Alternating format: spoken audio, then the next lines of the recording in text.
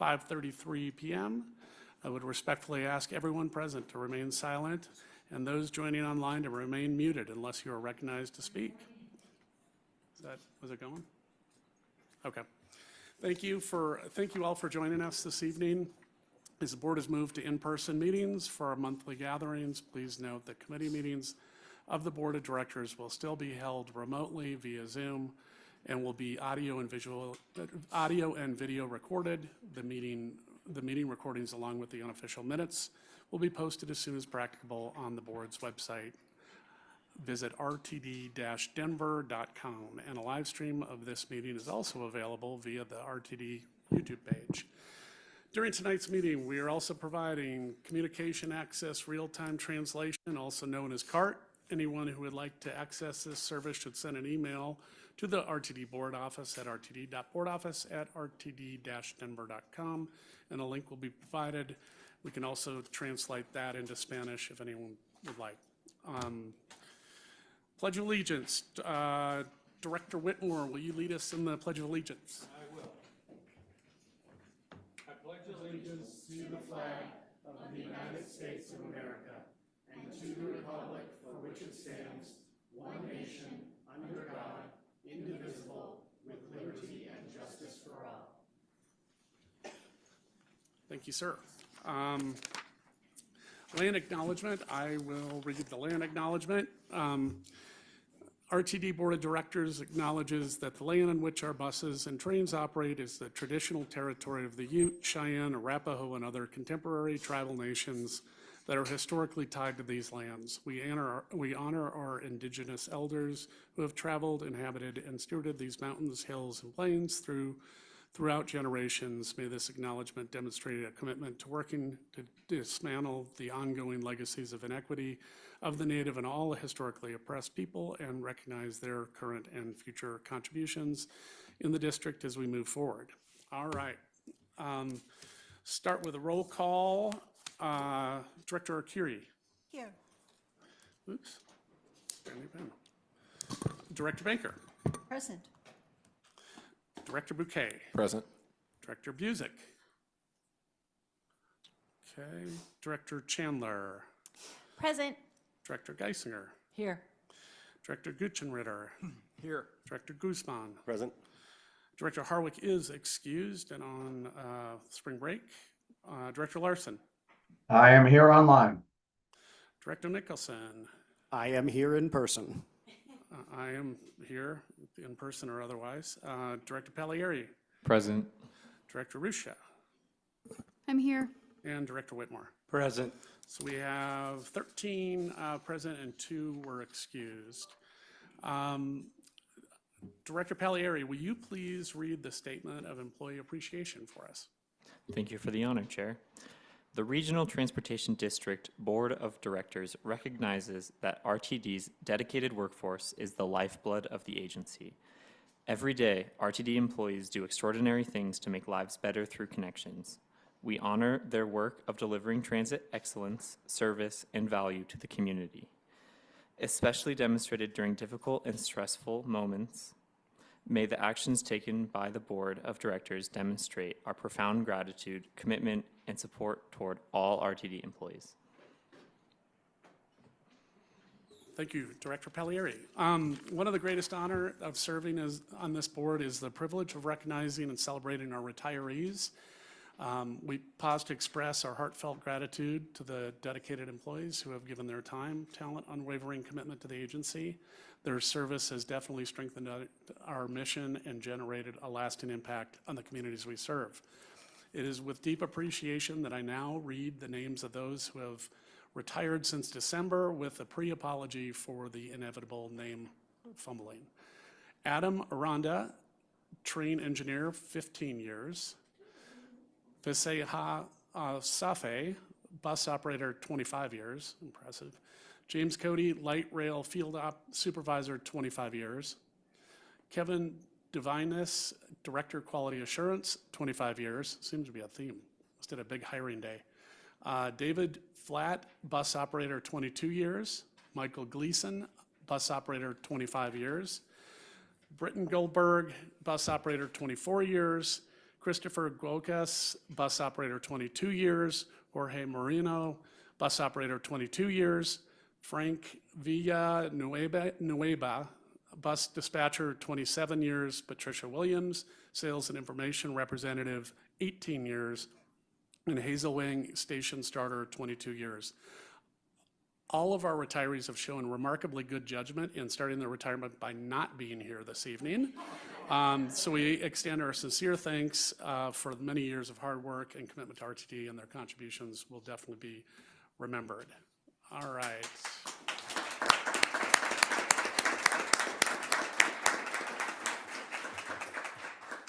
And we are on to public comment. Next is our public participation period, which is open to anyone who'd like to address the board. We have both in-person and remote attendees. In-person comments always go first, followed by those who are participating remotely. For those attending in person, please come up to the microphone, come up to the podium, say your name when we call your name. If you've not already signed up to speak and would like to do so, please approach the podium when we call for additional speakers. For those attending virtually, if you wish to speak and have not already done so, raise your virtual hand or press *9 on your phone. Staff will unmute you when it is your turn to speak. Please bear in mind that by participating in this process, you are being recorded. If you do not wish to be recorded, then your comments will have to be submitted in writing. If any speaker has documentation or reference material for the board, or if any member of the public would like to submit written comments or would like to be contacted regarding your public comment, please email the board office at rtd.directors@rtd-denver.com. Speakers should begin their remarks by stating their names again, and we'll have up to 3 minutes to provide comments. During this time, the board will not react to those comments. Let's see, my list is, okay, first we have, and again, I'm reading handwriting up, Morris Price.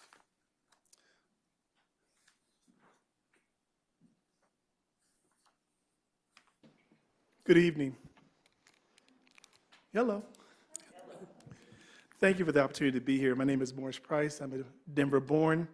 I'm here to express my support for the development of the Front Range Passenger Rail District, an important and forward-thinking transportation investment for Colorado. In my 35 years of professional experience, whether I was the Dean of Admissions at DU, on the founding staff of the Daniels Fund, or my current role as a consultant and working with out-of-school theology, I have spent a considerable amount of time up and down the I-25 corridor. Of most concern is not only the efficiency and the sustainability mobility options for the Front Range, it's also the economic impact. Watching students and access for those who don't have the resources to drive up and down I-25, this could provide a viable opportunity for them. For leaders, educators, and community members like myself who regularly move between Fort Collins to Colorado Springs to Pueblo and up and down the entire corridor, this rail system will provide a dependable, modern alternative that supports productivity, safety, and quality of life. It is an investment that aligns with my values and positions of this state as a long-term success. I encourage continued momentum and broad support for the Front Range Passenger Rail District. Colorado deserves a transportation system that reflects its innovation, its commitment to sustainability, and its citizens. Thank you for your support. Thank you, Morris. Our next speaker is Roger Cobb.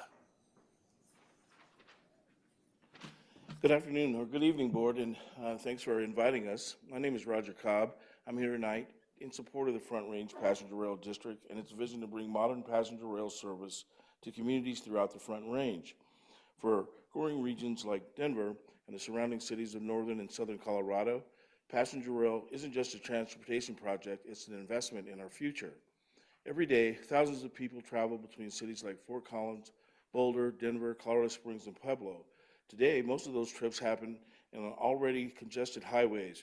Anyone that's ever driven I-25 during rush hour knows how much time, product productivity, and the quality of life that we're losing while sitting in traffic. Passenger rail offers a smarter alternative. First, it improves mobility, reliable rail connection. It allows workers, students, and families to move easily between cities without depending on solely a car. Second, it strengthens our local economy. When regions are connected by rail, businesses gain access to a larger workforce, tourism increases, and local economies grow. And just as importantly, this passenger rail helps protect our environment and improve our air quality. Along the Front Range, we regularly face air quality challenges and ozone alerts. By giving people the option to travel by rail instead of by car, we reduce the vehicle emissions, we lower congestion, and we move more people with far less energy per passenger. Cleaner transportation means cleaner air for our children, healthier communities, and more sustainable future for Colorado. Passenger rail is also about equity and access. Not everyone can afford a car, not everyone drives a car. A regional rail system creates opportunities for people who need safe, reliable, and affordable transportation. I understand that the Front Range Passenger Rail District represents years of collaboration between local governments, community leaders, and residents who understand the planning and the future requires bold and long-term thinking. While continued support and partnership, passenger rail can connect our communities, strengthen our economies, and improve our air quality and enhance the quality of life for people across the Front Range. Thank you. Thank you for your comments. Kibwe Cooper? Sorry if I got the first name incorrect. Actually, that was right, so good job. Blind squirrel. Good afternoon, or evening, I guess now. My name is Kibwe Cooper. I'm a Denver resident, and I work at the intersection of community engagement and strategic communications. I'm here today because I believe the passenger rail represents a real opportunity for the Front Range and for Colorado as a whole. Speaking as someone who chose to make Colorado my home, access and connectivity matter to me. As our communities continue to change and grow, people need reliable ways to move, to work, and to experience the region, and the passenger rail creates that opportunity. When people are more connected, they participate more, and that's just true. The access to jobs is easier, they spend more locally, and that activity strengthens the broader economy. It also makes it easier for people to experience different parts of the state without relying solely on traffic and long commutes. This is about more than transportation for me personally. It's about access, it's about opportunity, and the things that make Colorado a livable and sustainable place to live year over year. The passenger rail has a potential to connect communities across the Front Range in a way that supports both residents, local economies, while creating a more cohesive and accessible region. I believe it is an important step forward, and I appreciate the opportunity to support it, and I hope you will too. Thank you. Thank you for your comments. Carolyn Terrell.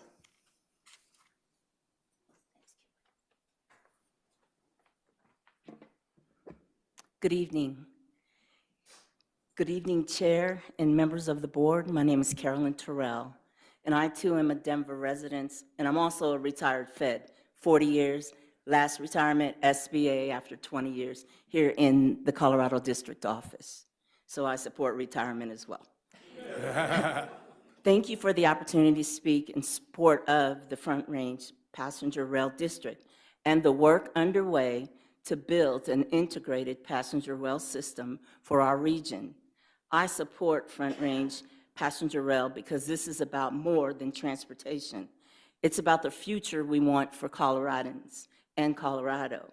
Our communities are growing, our roads are increasingly congested, and our people who make up the Front Range corridor from north to south, Fort Collins to Pueblo, our communities, our cultures, our families all deserve reliable, safe, and sustainable ways to get where they need to go. Passenger rail gives us a long-term solution that supports economic vitality, reduces emissions, and strengthens mobility for everyone across the Front Range. This matters to me personally because, like many Coloradans, I experience the long travel times along the Front Range corridor, the stop-and-go traffic, the strain of our highways, the impact of rapid pollution growth, and increased inter- and intrastate travel.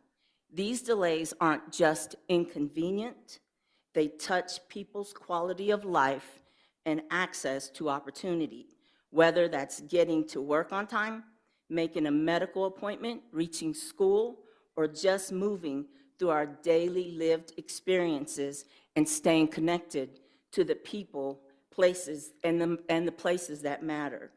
We Coloradans deserve a transportation system that supports us as we move through the demands of our day in a way that respects our time and the lives that we show up for every day as parents, as workers, caregivers, students, and community members.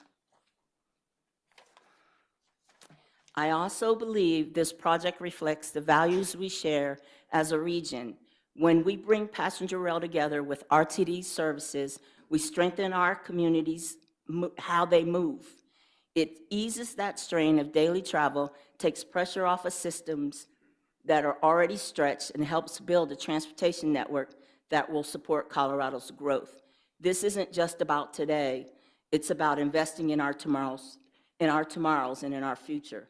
So I'm standing in the future, I'm standing for our future, for the growth that's already here, the change that's coming, and the Colorado we deserve. A Colorado that moves with people, honors its culture, and builds a transportation system worthy of the communities it serves. Thank you. Thank you for your service and your comments. Thank you. Jack Rosenthal.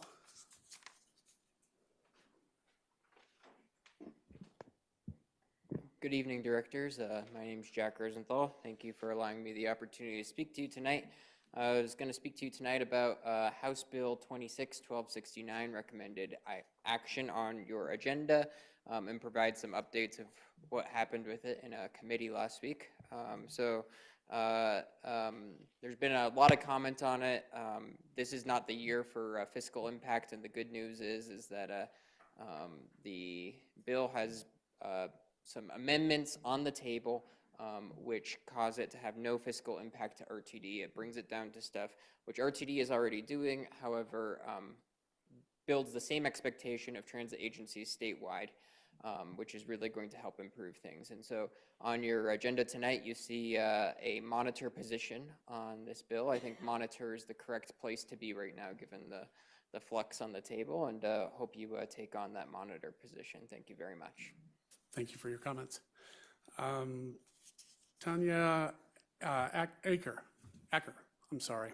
That's the easiest name, and that's the one I'm going to stumble over. Sorry about that. You're good. Thank you for allowing me to speak this evening. My name is Tanya Acker, and I do represent A. Philip Randolph Institute, Denver chapter, Continue the Groove National.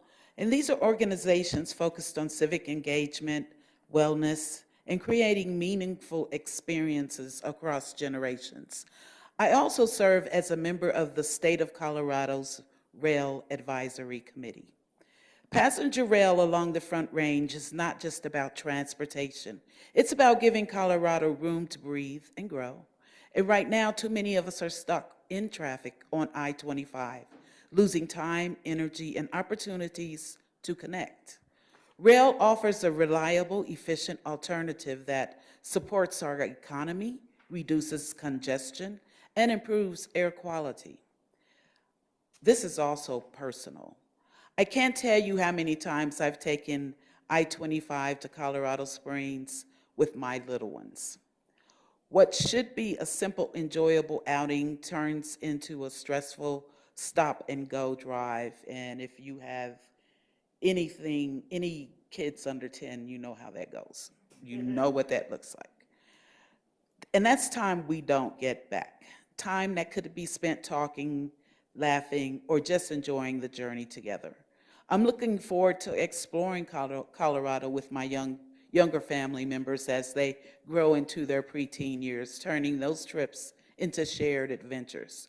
And just as importantly, being able to move easily between cities with my adult friends and colleagues for meetings, events, and community work without the stress of driving. Passenger rail allows us to actually enjoy the journey, taking in the beauty of the Front Range that we all so desperately neglect, take for granted, while staying present and connected. From an organizational standpoint, this is a game changer. Through APRI Denver and Continue the Groove, we serve older adults, families, and underserved communities. Rail gives us the ability to expand our programming across the region whether that's civic engagement, cultural tours, wellness activities, or intergenerational travel experiences, making them more accessible to the people who need them most. And importantly, it helps spread opportunity more equitably across our region, connecting small businesses, workers, and communities. Transportation is not neutral. It either opens doors or it quietly closes them. Passenger rail is our chance to open those doors wider than ever before. Thank you. Thank you for your comments. Kristen Heiser.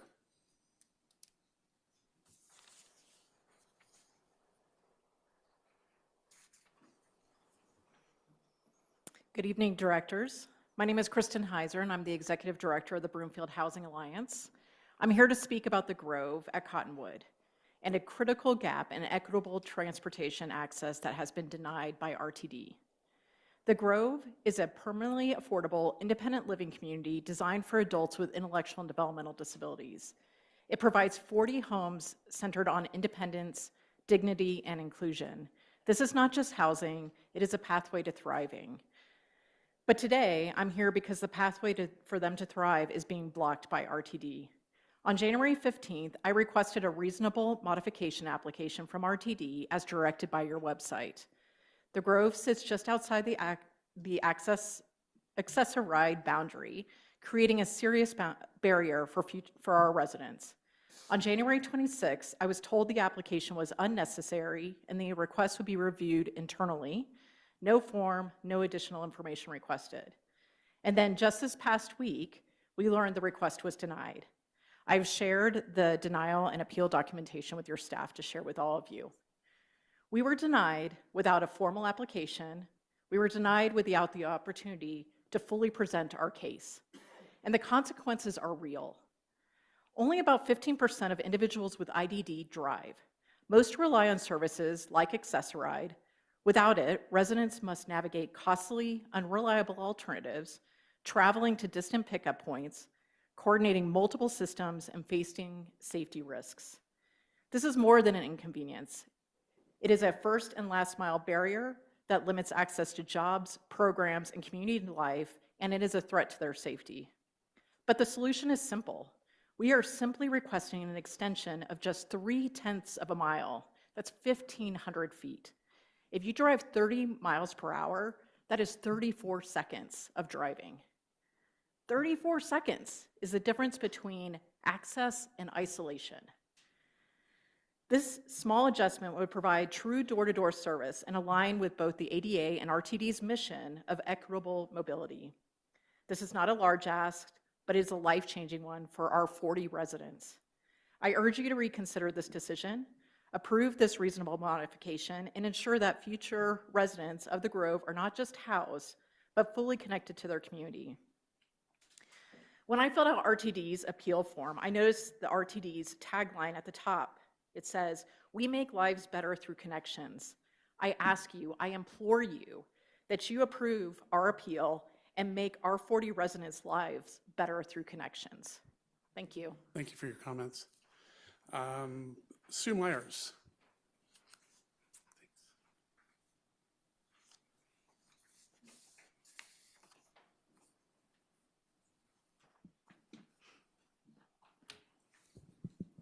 Good evening.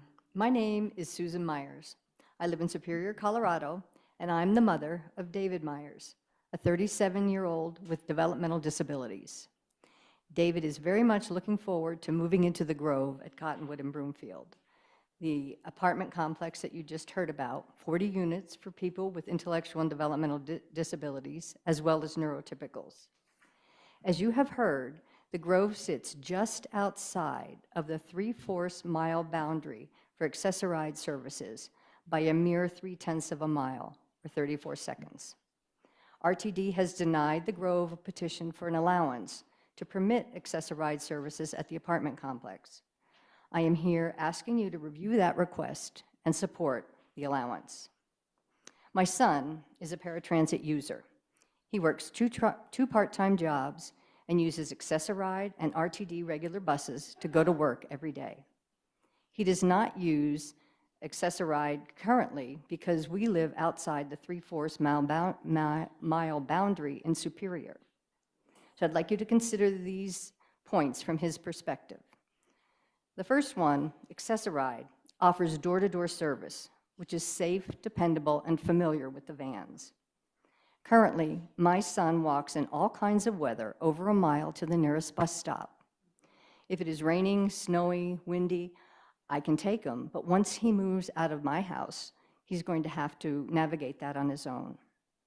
My son loves using the Access on Demand Uber app, but with the different fares, surge pricing, different types of cars, and the slight differences in pickup locations, this is not something that everyone with intellectual and developmental disabilities can handle easily. Another aspect is expense. My son spends almost 25% of his work income on Access on Demand fares, even with the $20 vouchers. Between fare increases, tipping, difficulty picking the most economical fare from Uber, and no Medicaid vouchers being accepted by RTD for Accessoride, these charges really add up. My son was initially offered an Accessoride pickup point in Superior at a nearby Safeway, almost a mile from our house. He would have had to get there on his own and wait in a grocery store for up to half an hour. Not the safe door-to-door option we anticipated. And if the van didn't show up, there would be no backup. The residents at the Grove deserve a safe, affordable, and consistent transportation options that provide door-to-door service. A deviation point of just 1,500 feet would mean that Accessoride could pick up residents from the safety of their own apartment lobby, which will be staffed with a resident service concierge that can help with any transportation glitches. Don't our most vulnerable transit users deserve an accessible, dependable, affordable transportation option to get them to work, social activities, medical appointments, and to visit family and friends? Please support the point of deviation to provide Accessoride service at the Grove in Broomfield, allowing both Accessoride and Access on Demand to serve this population. Thank you. Thank you for your comments. Suzanne Eck.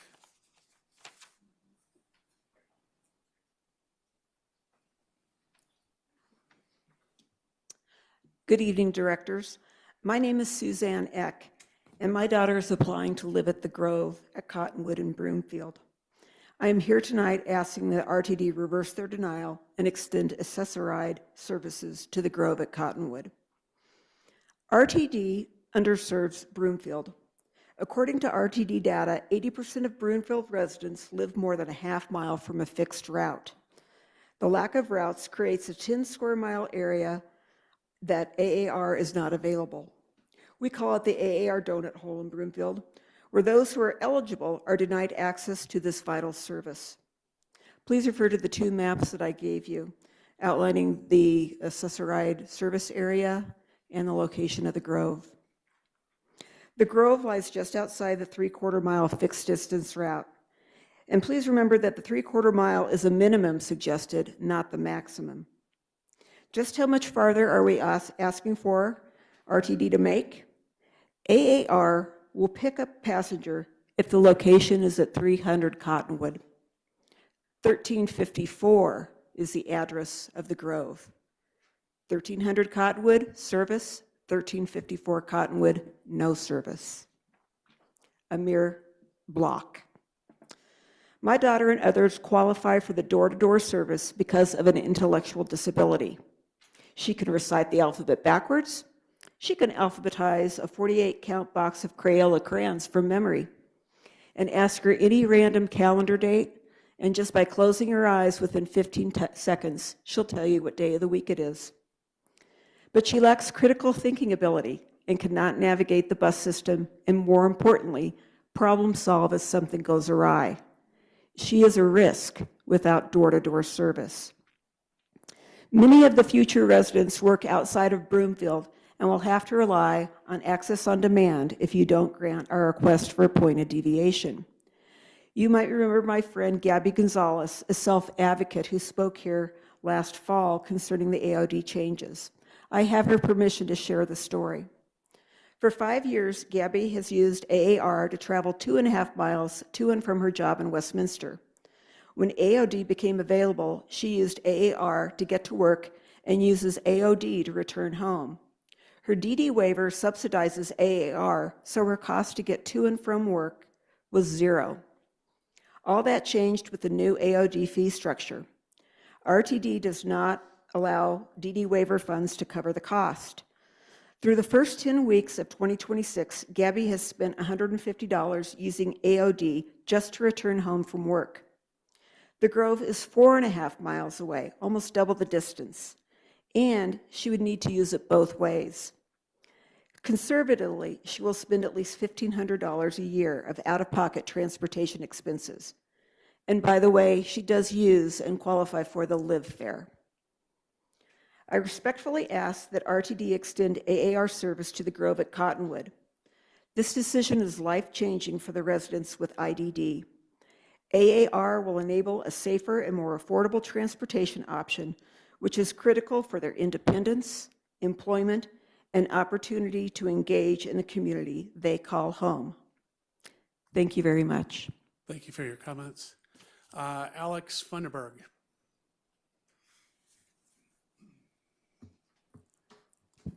Thank you, Chair O'Keefe. My name is Alex Funderburg. I just wanted to come tonight. I wanted to express my gratitude, especially with the proposed service changes to the RTD board. When I chose to move back to Colorado a few years ago, I chose to live near RTD. I chose to live off the G line. I'm within walking distance of the station. The proposed service changes are one of those things that really excites me to see. From our community, it's the general conversation around the train is we're within 4 or 5 minutes walking distance of the train. The general conversation, though, is that it's too inflexible at 30 minutes. So bringing it back to 15 minutes during peak times truly makes it an option that is just easy for us to choose rather than building your life and your schedule around the train schedule. So I know I've hounded Director Pagliari and Director Harwick over the past year over this. It's one of those things, but thank you for being a good sport about it. But also thank you for considering this. It's just one of those items that truly makes a quality difference. I know you guys don't hear thank you nearly enough. So it's just one of those things that I want to express to the board, staff. Also, the other things, your tagline is making people's lives better through connections. It's far easier to make a connection when you have frequency. So thank you to the board and thank you to staff again. Thank you very much. Amanda Ray? Could be Roy. Okay. Roy, I made my A look, or my O look like an A, I'm sorry. Amanda, Roy, I'm also here with the Front Range Passenger Rail. A lot of folks here have already talked about the convenience and what it would bring. I'm going to talk about the work that I've been doing this year with Front Range Passenger and what I've heard from constituents, which is, one, we had a town hall last week. Over 100 people were there or signed up. So very, very interested in this. And then also, we want to bring to light that this has already been voted for through fast tracks. And so really making sure that we get constituents' trust. So if they don't see movement in this, maybe they think it's not going to happen, right? But if we are moving the needle forward just a bit, then they see that this is happening and it can be something excited about and something they can jump on board with. That's really what I wanted to say. So just keeping that in mind that when we're moving forward with plans, that this has already been voted on, and it's something that we should move forward with. Thank you. Thank you for your comments. Joe Meyer.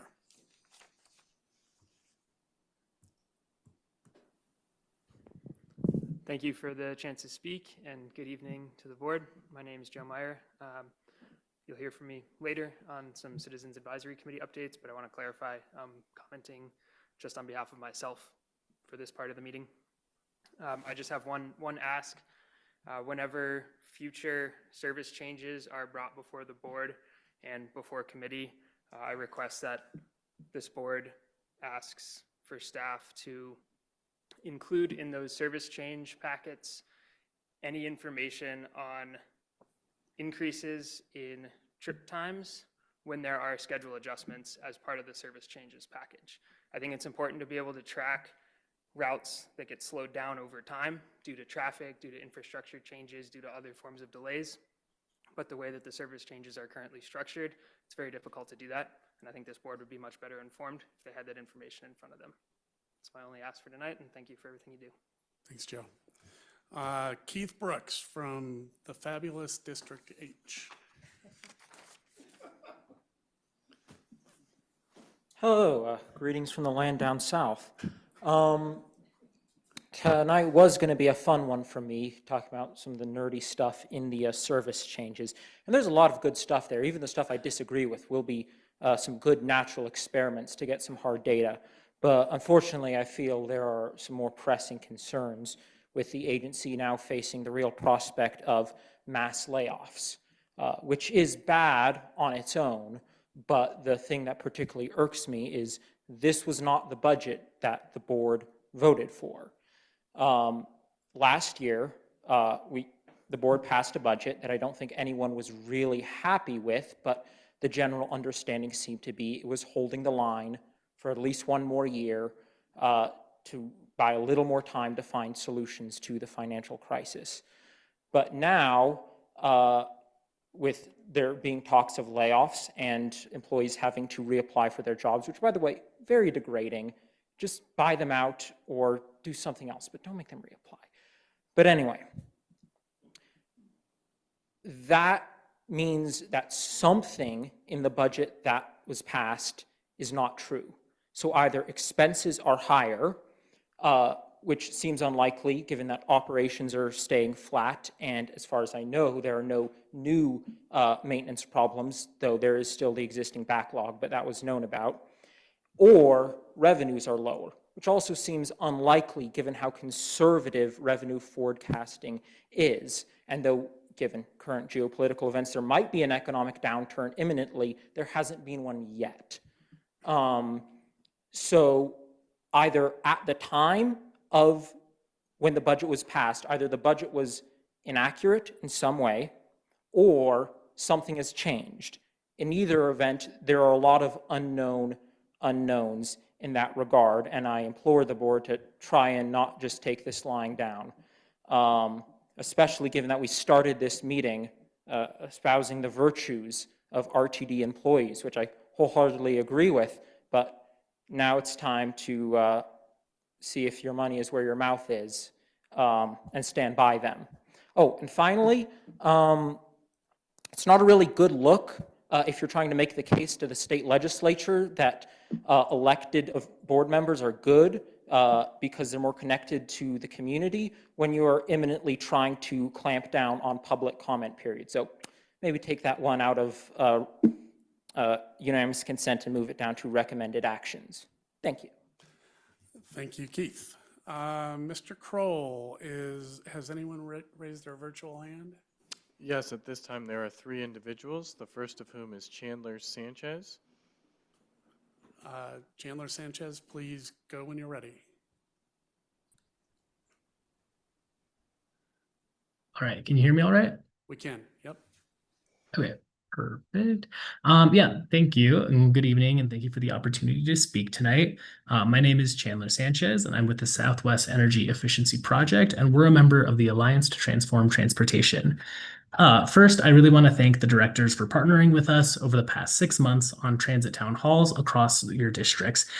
We just held our final one last night with Director Guzman, and these have been just really valuable opportunities to connect with residents in the community and to also hear directly about the transit future that they're kind of looking to see from RTD.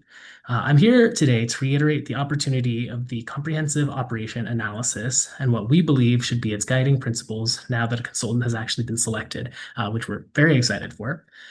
First off, we'd like to see a COA that attempts to maximize ridership by making transit more useful and accessible through increasing frequency, reliability, and connectivity whenever possible. Given changing travel patterns post-COVID, this also means thinking beyond the 9 to 5 commute to reflect how people actually move throughout the day. focusing on high-frequency service where demand is highest and using demand-responsive services to ensure access in lower ridership areas can improve is beneficial to cost efficiency without actually sacrificing ridership. And speaking of riders, we really believe that the COA should prioritize equity and offer ways to invest in frequent, reliable service for transit-dependent and low-income communities, sorry, not just commuters, as well as those without cars, and especially those with disabilities. The COA also offers the chance to bring RTD into compliance with Senate Bill 25-161, which passed last year, which charges RTD to create an unconstrained 10-year vision. Not using the COA to explore an unconstrained service scenario, ideally with cost estimates onto how to actually achieve that vision, in our opinion, would be a real waste of money and a wasted opportunity. A COA that builds off of the existing programs like the Neighborhood Eco Pass program and local plans like the Frequent Transit Network envisioned in the Denver Moves Transit Plan may currently be financially untenable, but it could still give a light to the path for the agency's future and give regional jurisdictions more clarity in the potential for a better funded transit agency, or a better, yeah, exactly. A more detailed explanation of these guiding principles has been provided via email, and thank you again so much for the time to speak today. Thank you, Chandler. Mr. Next, Roll? next we have Steve Laudeman. Steve, if you will state your name and proceed when you're ready. Yeah, my name is Steve Laudeman. Thank you for the opportunity to address the board tonight. I'd like to address the proposed service changes for June of 2026, in particular, the proposal to discontinue service on the Platte Valley Flex Ride. The stated criteria for selection of, or for the recommendation to discontinue the Flex Ride is that ridership is less than 8 boardings per day. However, data from RTD shows that ridership is actually more than 8 riders per day, at 13.9 riders per day as of February 2026. Ridership is increasing. The Flex Ride provides a vital service for the community, and I'd like the board to consider keeping the Flex Ride instead of discontinuing it. And if it can't be maintained at current service levels, perhaps considering a split shift with service in the morning and service later in the day. That's all I have. Thank you again for the opportunity to address the board. Thank you for your comments, Steve. Mr. Chair, we have 2 individuals left. Don Hempel is next. Don, if you will state your name and proceed when you're ready. My name is Dawn Hempel. I thank you for the opportunity to be able to speak with you. I wanted to speak in favor of the R-Line extension as an Aurora resident. I work in Lone Tree. I work near Skyridge Hospital. And I was taking the train almost every day. But what I've run into is that it stops at Lincoln. The Flex Ride is not aligned with the R line, it's aligned with the E line. So then you've got anywhere from 7 to 12-minute wait to wait for the E line to go one stop further. So I stopped taking the train because it's quicker to drive. But if this expansion that's being considered goes through, it would be much easier for me to take the train. And I know there's at least 3 other people that I used to see regularly on my commute who are in the same situation. And we would sit and talk at the Lincoln station, and they work at Skyridge. So I know that that is a huge thing personally. As far as the expansion around the Front Range, I know that my kids would really appreciate that. I have a son who goes to Longmont a couple times a month, and the bus ride is 3 hours. I don't remember how many buses he has to take, but it takes him 3 hours to get from Aurora to Longmont. I have another son who goes up to Fort Collins every couple of months. So it would be really great if the expansion did go further on both directions. And then just to quickly touch on the financial crisis, has anyone thought about making sure people are paying their fares? Because I rode every day for 4 years, well, every work day, so 5 days a week for 4 years, and I can tell you that there was fare check less than a dozen times. And those couple of times that there was a fare check, I saw people get asked to leave the train or saw people buy their tickets right then. But in all of the other cities that have developed rails, you can't even get to the platform without proving that you've paid your ticket. So when I go to Seattle, I have to buy a ticket. When I go to Vegas, I have to buy a ticket before I can even get to the train. So maybe that would kind of help with the financial crisis. Thank you again, and that's all I have. Thank you for your comments, Don. Mr. Kroll? Yes, next we have Richard Bamber. Richard, we state your name for everybody and start when you're ready.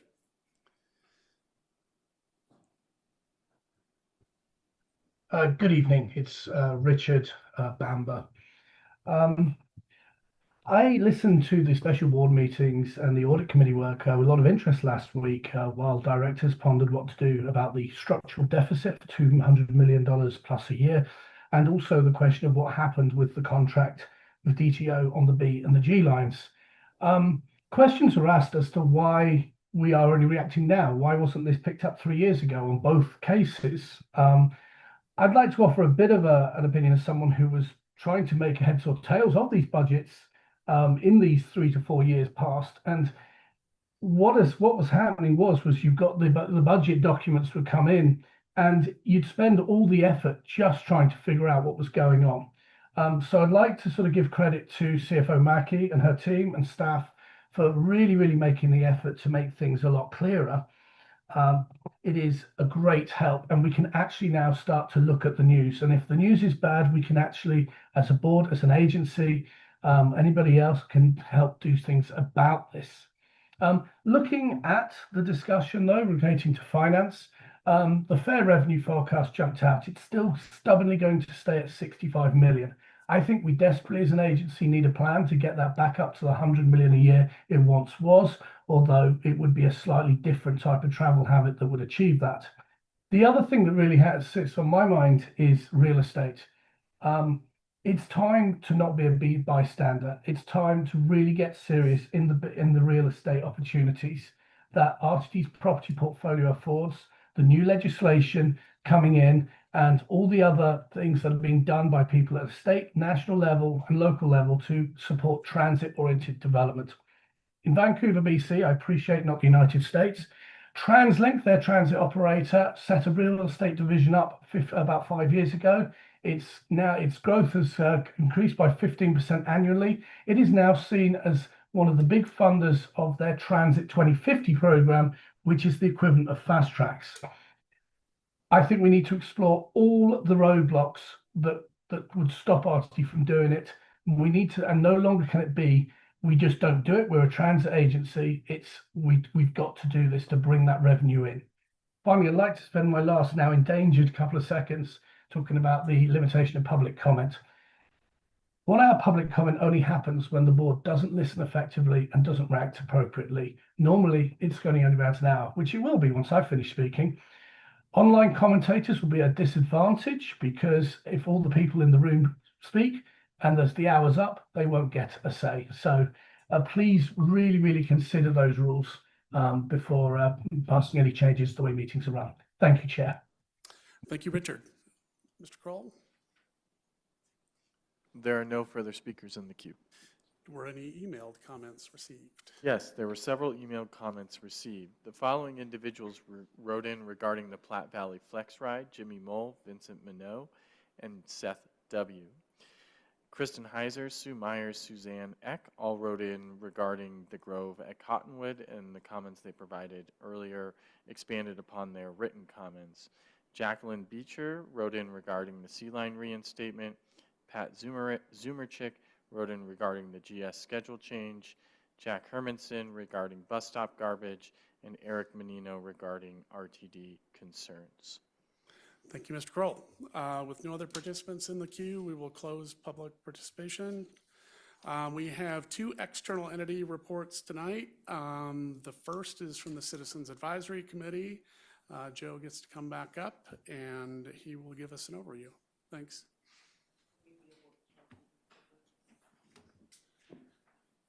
Mr. Kroll, was there an opportunity given for people who didn't sign up to give public comment? Did we? Yeah. Oh, sorry. Was there anybody who wanted to approach the podium? Okay, please come up and we'll.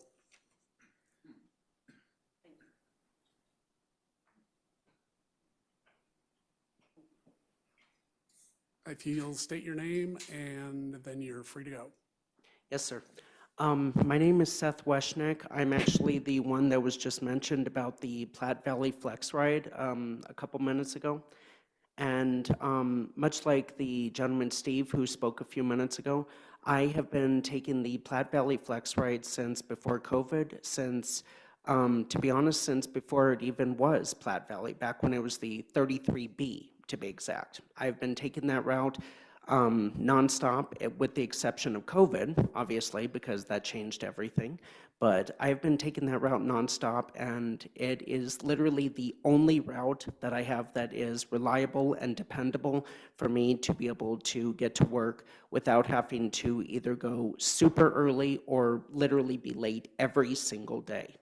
I work clear across town. I live roughly about 10-15 minutes from Alameda Station, and for some reason, when the Platte Valley Flex Ride was actually changed from once every 45 minutes to a scheduled route, which actually, in my opinion, makes it a lot easier, the stop that I was catching it at, which is about 5 minutes from where I live, that one was no longer available when I started to be able to schedule my route, even though it was available when I was catching it once every 45 minutes, both with it being the 33B as well as with it being the Platte Valley scheduled time, which happened about, I don't know, a year or two ago.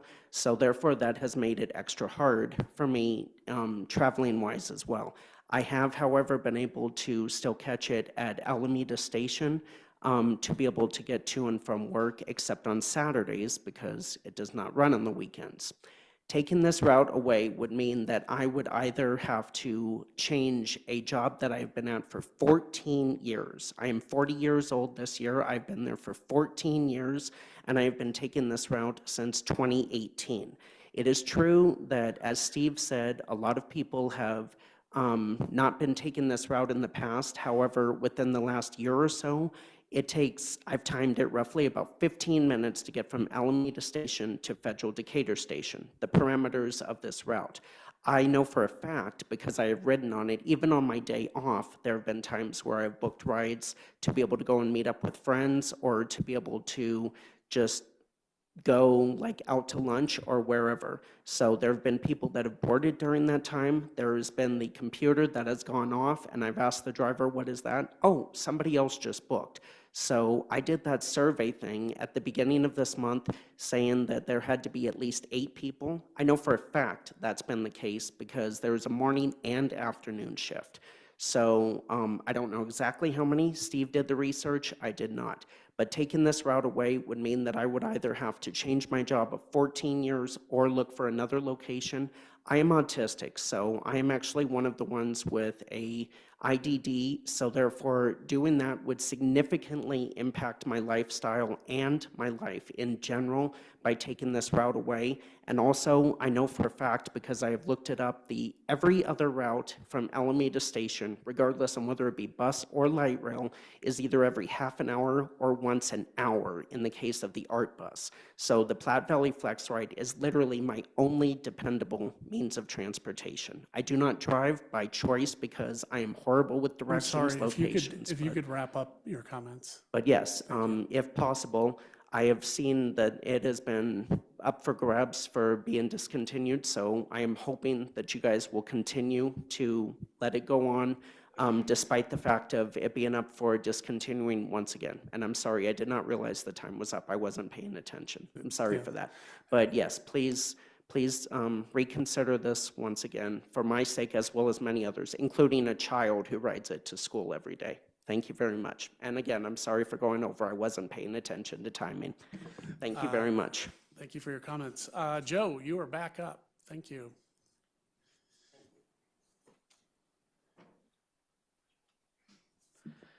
Thank you. I'm Joe Meyer, co-chair alongside Eric Smith of the Citizens Advisory Committee. This month, we touched on a few topics in our committee discussions.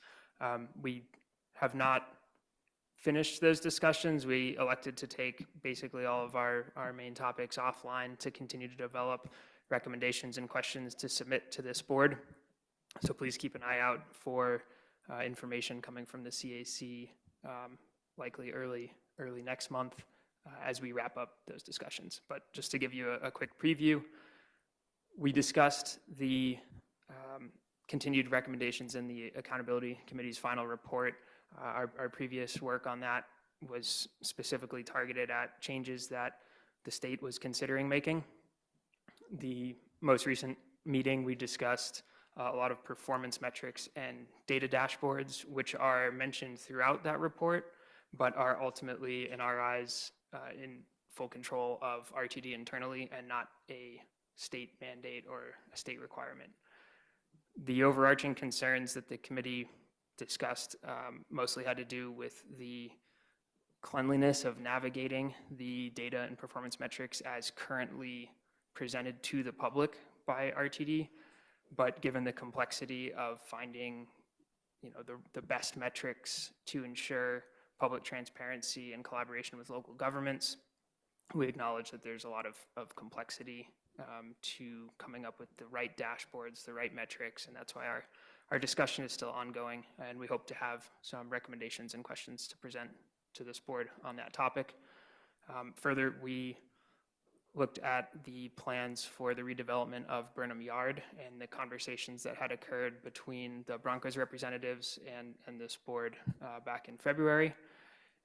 Again, we'll be continuing that discussion amongst the committee and sending a letter to the board with a full set of questions and recommendations on that topic.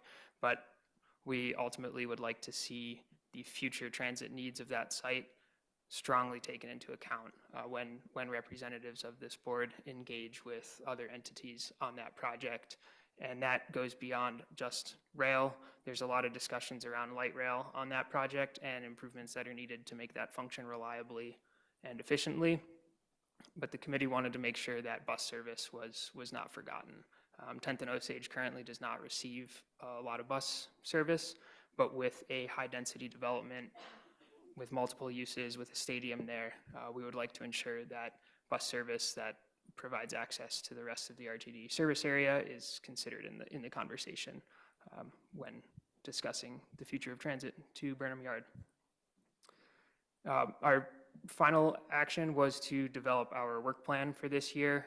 We made an effort to align the CAC's work plan with the various committees on the board here and ensure that our topics were coming up in a timely manner so that we could review the committee discussion, have our own discussion amongst the CAC members, and then be prepared to provide input on any of those topics at the regular board meeting. So we're hoping to be able to stay well aligned with what this board is working on within the subset of topics that the CAC is interested in.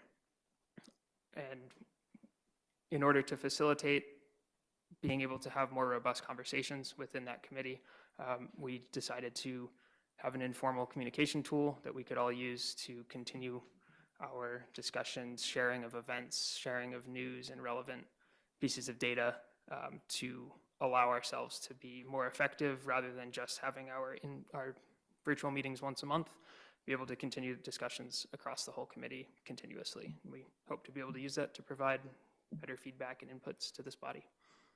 Thank you. Thank you. Yeah, Mr. Okay. First, thank you, Joe, for your leadership in the CAC. Director Nicholson?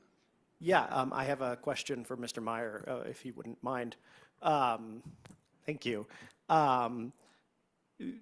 You covered a bunch of topics there, and obviously the CAC's job is to advise those of us on the board to sort of help guide us from the citizen's perspective.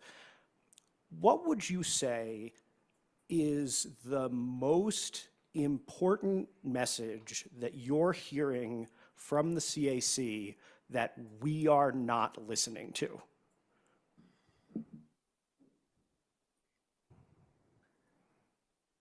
The easiest way to answer that, given the recency bias that we all have as humans, is that when we looked at the Burnham Yard development, we felt that the board was not taking into account the needs of the everyday citizens, both riders and non-riders, when advocating for in conversations with the Broncos and the Development Authority to ensure that transit truly is prioritized with access to that site, both to benefit the community and the neighborhood there, and also the people who are going to be coming to and from events, to and from any of the new development there. But obviously that's just looking at the most recent context of what we've discussed. Thank you.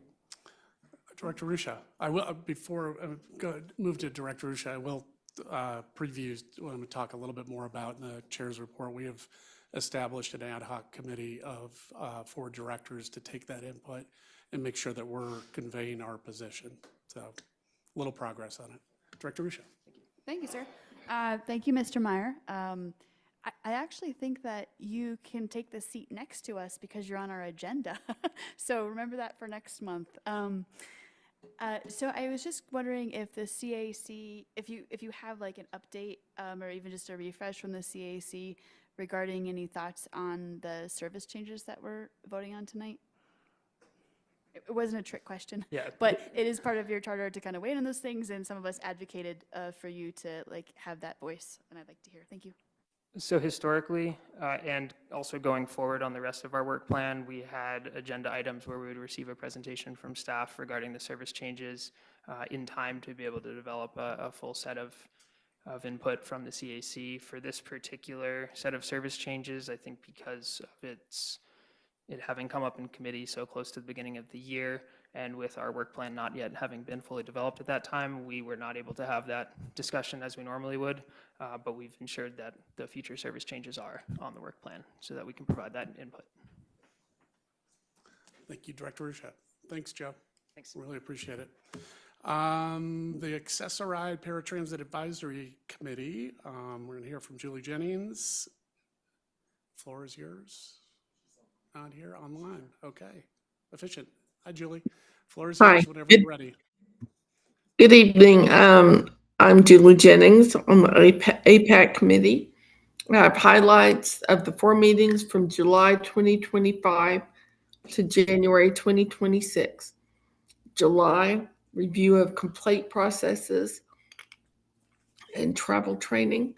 September, welcome new members and identify discussion topics for the next year. November, discussed access on demand changes and implementation.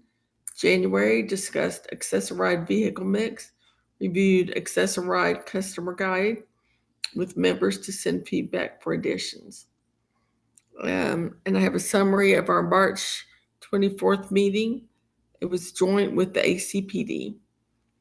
An update on Wade Blank Station renaming, discussion of Accessoride customer guide updates. Updates for new Accessoride application are in process. A LIV program workshop is being hosted by Boulder County Mobility for All. Overview of upcoming contract renewals and planning for May in our in-person meeting, our first in 6 years. And then the ACPD portion, updates and discussions were RTD engagement with unhoused youth, continuing problem with access on demand service animal refusal, and Paul Hamilton, RTD Senior Manager of Paratransit, announced his upcoming retirement. And that concludes that. Thank you very much for your time. Thank you, Julie. Any questions? None? Okay. So thank you. Jack. Yeah, Yes, I neglected, given Julie Jennings' testimony or input there, that you all did receive a letter from Adapt Colorado related to the naming of Wade Blank Station. So that will also be entered into the record as public comment. Okay, thank you, Mr. Kroll. On to committee reports. So the first is Audit Committee. Chair Guzman, you are up. Thank you, Mr. Chair. Audit Committee met February 12th and March 12th of this year. We discussed the internal audit update for the board. I would refer you back to February 12th to get more information. We also discussed the enterprise risk assessment that was completed for that meeting and discussion, and discussed our work plan for the year, making a recommendation about one of the particular audits to be done in time to inform the budget before we begin the public budget process. The second meeting on March 12th was a discussion to move to recommended action before this body tonight as an action about utilizing ad hoc hours for the audit plan. We intend to meet again. Tentatively, it's April 9th currently, given that this body needs to take action tonight. That may be too soon for the CAE to return with the proper report for next steps. And so we may ask to delay that meeting 1 week if it's appropriate. I'll still need to speak with the CAE and find out where that's at. But given the dynamic situation of moving this so quickly, tonight's decision will impact when we can have that meeting in appropriate time to do the work in between. So for right now, it's April 9th, and I will report back to the board if there's any change to that concurrently. Thank you, Chair Guzman. Finance and Planning, Chair Benkari, the floor is yours. Yes, thank you. We met on March 10th. We discussed a number of things, specifically with regard to the budget. One of the things we're talking about tonight is the purchase of over-the-road coaches, 5 of them for about $5 million. We're piggybacking onto a purchase made by a transit agency in Washington. We did receive a $3 million FESTA grant, which is excellent. And so we're happy about the grant. We also had the 2025 year-end report. We were able to close out 2025 fiscal year. Revenue was $1.26 million. Sales taxes were only up about 1%, which is not too healthy, but still they're up. Expenses were $1.35 million. We had a deficit of $227 million. Boardings were $65 million, and they declined slightly from the previous year. Let's see. We also had a discussion about annexations, which was fairly interesting. Just so everyone knows that if a city or town annexes land outside the RTD district, it is then covered by RTD. It probably doesn't affect too many of your districts. I know it does affect mine because my district borders Weld County. And so what happened last year is the town of Erie voted to completely include, they included some of the land in Weld County, which then of course became part of the RTD district. So one of the things that we want to talk about in the future is, do we need any state legislation to clarify annexations if we know of something that either is coming up, or even if there might be a community might want to secede from the RTD district? And the last topic we talked about was our budget survey. We sent out a budget survey to our finance committee members, trying to get some sort of feel for how should we approach the structural shortfall that we're going to be facing in 2027. And so just generally speaking, just so that you know, from the survey that we had, we have support so far. We want to partner in capital projects because there are some opportunities out there. There was strong support for anti-fare strategies, which was mentioned earlier tonight. One suggestion, of course, had been to put some sort of shall we say, counter at DIA so that you would have to actually go through a booth to prove that you have fare. Sale of excess land, which was suggested by our chair, and potentially increasing parking fees, because right now we charge about $2 a day if you are parked at an RTD parking lot for over 24 hours. There was also interest, we need to pursue this, about potentially increasing eco-pass, neighborhood pass, airport fare, college pass, things like that. So I think we're going to be talking about some of those issues at our next meeting. And then we've also briefly talked about legislative opportunities that we may have to go for legislation to see if we can get some additional revenue, which would include things like perhaps investment flexibility, fuel cost hedging, citing for fare violations, and perhaps transit fee and tolls. That wraps that up. Thank you, Chair Benker, and thank you for the work on the annexing from the Hinterland District Caucus that Director Chandler is a member of, and Director Whitmore. That'll be really helpful. Our Operations, Safety, and Security Community Report is going to be by Vice Chair Chandler with Chairman Harwick's absence. Thank you, Chairman O'Keefe. The Operations, Safety, and Security Committee met on March 11th, 2026, with Chairman Harwick presiding. First, I'm pleased to report that the committee unanimously approved the 2026 work plan. There's a lot to look forward to in the next year ahead. One item I'm particularly excited about is an upcoming presentation from the E470 Authority. I currently sit on the E470 Authority Board, and I think many an RTD may not be familiar with their work. I literally live 1 mile from there, so I'm way out east. I encourage my colleagues to watch the agenda for that presentation, as it will be really worth your time to chime in. Also approved the 2026 service changes, which we are anticipating will have a meaningful impact on our riders and the system overall. I'm really excited about those changes. In addition, the committee will continue to discuss high-volume events, an area where we have a real opportunity to improve coordination, service, and rider experience. Chairman Harwick also provided an update on the Technology Integration and Innovation Subcommittee, which he continues to explore ways to modernize and strengthen our system. It's a brand new committee that he has formed within OSS, so I'm really excited about that for him. Our next meeting will be held remotely on Wednesday, April 8th at 5:30. Thank you. Thank you. With Director Harwick's absence, if you want to stage a coup, I'm in. So, okay, last committee report. Performance Committee is Chair Gutschenreiter. Thank you. The Performance Committee met March 2nd, where we reviewed and approved the Performance Committee work plan for 2026. And we had our first quarterly GMCO performance check-in. Our next meeting is scheduled for April 9th. And in that, we will have our first quarterly key organizational metrics deep dive. It'll be around people power specifically. And then we will have discussion around the strategic plan, retreat planning. And then lastly, we will have the check-in on 2026 GMCO performance appraisal, and also discuss the 27 goal-setting timeline. Thank you. Thank you, Chair Gutschenreiter.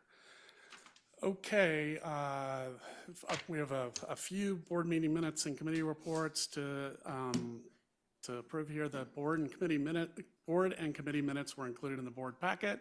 Are there any corrections from the board for the minutes to be approved this evening? None. All right, we're on a roll. Okay, so I will go, unless there's an objection to considering all the minutes en bloc, please have a motion to approve the minutes for the following meetings: February 24th, 2026 special board meeting, February 24th, 2026 board meeting, February 24th, 2026 performance committee meeting, March 2nd, 2026 performance committee meeting, March 10th, 2026 finance and planning committee meeting, March 11th, 2026 Operations, Safety, and Security Committee, March 12th, 2026 Audit Committee meeting, March 17th, 2026 Special Board Meeting, and March 17th, 2026, the greatest day of the year, Board Study Session, and March 19th, 2026 Executive Committee meeting. May I have a motion? So moved. Second. Mover is Nicholson, second is Rusha.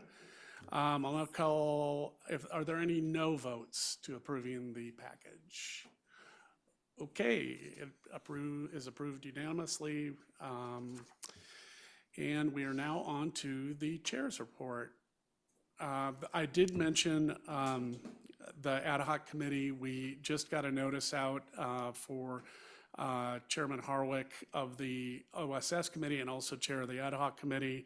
In addition to him, directors Chandler, Guchenritter, and Geisinger will be members of the committee.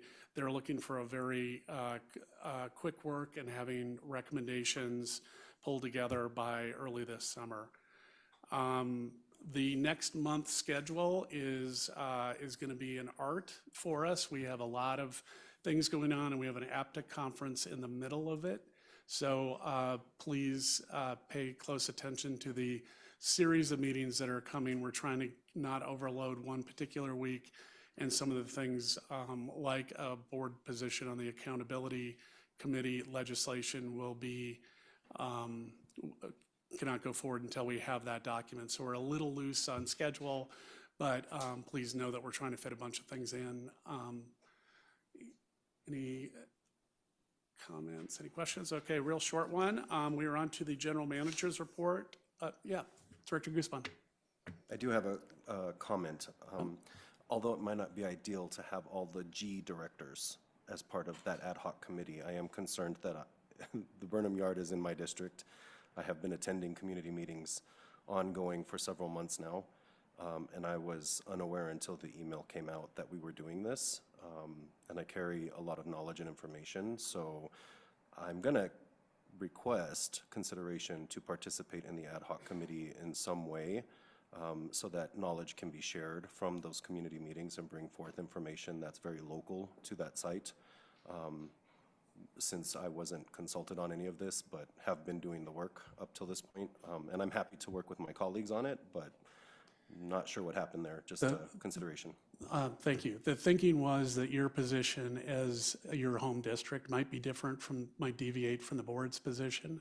So we are giving you some leeway. The thought was to give you some leeway to reserve your right to support the package or not as it comes out, rather than having any of that being expressed as a vote against the package. So those are noticed meetings and they're open to everyone. I would have expected you to be a participant in it, but we can talk more about it. Yeah, thank you. Let's see, I'm sorry. GM CEO Johnson, we are on to your report.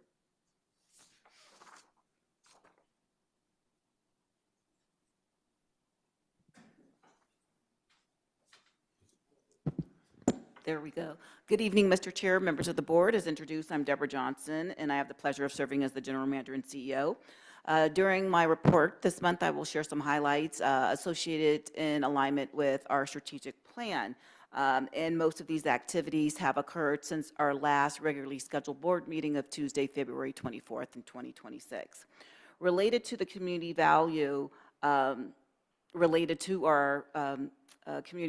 strategic priority, on Monday, February 23rd, Directors Busick and Whitmore, as well as Government Relations Office Michael Davies, and I had the opportunity to engage with some members of Adams County County Commissioners to talk about partnerships in reference to mobility options, more specifically geared toward the inline. Had a very productive conversation as we look at various aspects of moving the ball forward, considering that there have been references to the inline in particular relative to legislation, as we all are familiar with. On Wednesday, March 11th, I, along with members of the leadership team, specifically our Deputy CEO, Angel Pena, our Chief Operations Officer, Patrick Preuser, and again, Government Relations Officer, Michael Davies, participated in a meeting with Mayor Johnston and members of his executive staff, whereby we talked about some key issues relevant to the downtown central business district, in particular, sequencing as we look to the future phases of the downtown rail reconstruction project, especially related to East Coast Fax BRT relative to the progress that's being made on said project. Related to that project in particular, last week, our safety and environmental compliance team commits operational testing using a 60-foot articulated bus to evaluate platform alignment, vehicle clearance, and traffic controls. As you all know, one of the added pluses of BRT is level boarding. It's more or less like a rubber tire light rail consist in reference to how it's structured, and we're all excited to shepherd in the state of Colorado's first true BRT program. So considering that as a backdrop, the agency worked closely with project partners to identify potential hazards and address these before revenue service begins. Moreover, we evaluated risk and ensuring safety is incorporated throughout the planning, design, construction, and testing. And this testing aligns with the agency's safety management system practices in alignment with the board-adopted Public Transportation Agency Safety Plan that is a requirement pursuant to the FTA. As a sneak preview, you'll be hearing more about that in the meeting cycle for April at the Operations Safety and Security Committee, whereby we'll have our Chief Safety Officer provide you an update relative to SMS. But more specifically, getting back to the testing, as I indicated, there is level boarding, multi-door access, and ADA compliant gap mitigation tools, which will make that BRT system one that is convenient and inclusive by virtue of mobility options, and will save customers up to 30 minutes along the corridor between downtown Denver and Aurora, considering the throughput with BRT. Also, earlier today, the agency formally announced the 2026 call for projects for the agency's partnership program. As you may recall, this was established in 2022, and the partnership program helps communities meet their unique mobility needs through projects of their own design. As we know, not every community may need an articulated vehicle and or a rail consist to move people to and fro, but this gives individuals an opportunity to have first, last mile connections and circulators that could feed into our transit network. And by virtue of past history, these projects have been supported by a dedicated annual budget. Thanks to this board, RTD has awarded a cumulative $15 million to 16 projects across 13 partner agencies over the life of the program, which basically is about 3 years, demonstrating strong regional engagement and employing creative strategies to meet localized demand. The window for applications runs from April 1st through April 29th, and awards are anticipated to be announced in mid-July. Related to customer excellence, I'm proud to announce relative to personal security that RTD has opened transit police substations paramount to RTD service delivery. And this is in alignment with us and our commitment to maintaining a welcoming transit environment. And the substations consist of two, one at the Elati Light Rail Facility in Eaglewood, providing officers with better access to southern Denver metro area, and a second location at the downtown Boulder Station. So officers will operate out of these substations 7 days a week to augment current patrols using a data-driven community policing model. Staffing these locations improve officer visibility and actual response times as well, and supports a continued sector-based policing model that we introduced as a collective several years ago when we leveraged the peer review recommendations we received from the American Public Transportation Association. And as you know, with the growth of the Transit Police Department in recent years, the agency has seen notable decreases in security-related calls and reports of illicit drug activity throughout 2025 and basically into the first quarter of 2026. Through 2025, monthly security related reports decreased roughly by 18% compared to 2024. And in January of 2026, customer reports of drug activity decreased 51% compared to January of 2025. So that is something that I know Chief Martingano in the back takes great pride in, and we collectively do as well, because that's something that will entice greater transit utilization. Rounding out, let's see here, last week on March 18th, the agency joined transit agencies nationwide in celebrating National Transit Employee Appreciation Day. It is a notable day in the sense that March 18th was chosen to honor the history of public transportation, because it marks the day back in 1662 when public buses were first introduced in Paris. Did y'all know that? You can use that trivia next time you have an engagement with your friends at a social gathering. So that date was chosen because the modern era of public transportation was born, ushering in a tradition of service and connectivity that have shaped cities and societies around the globe. And in 2009, in the Obama-Biden administration, the day was first observed as National Bus Driver Appreciation Day and has evolved as Transit Appreciation Day. So 5 years later, here we are, expanding it to honor all transit employees who serve the public with professionalism, pride, and resilience.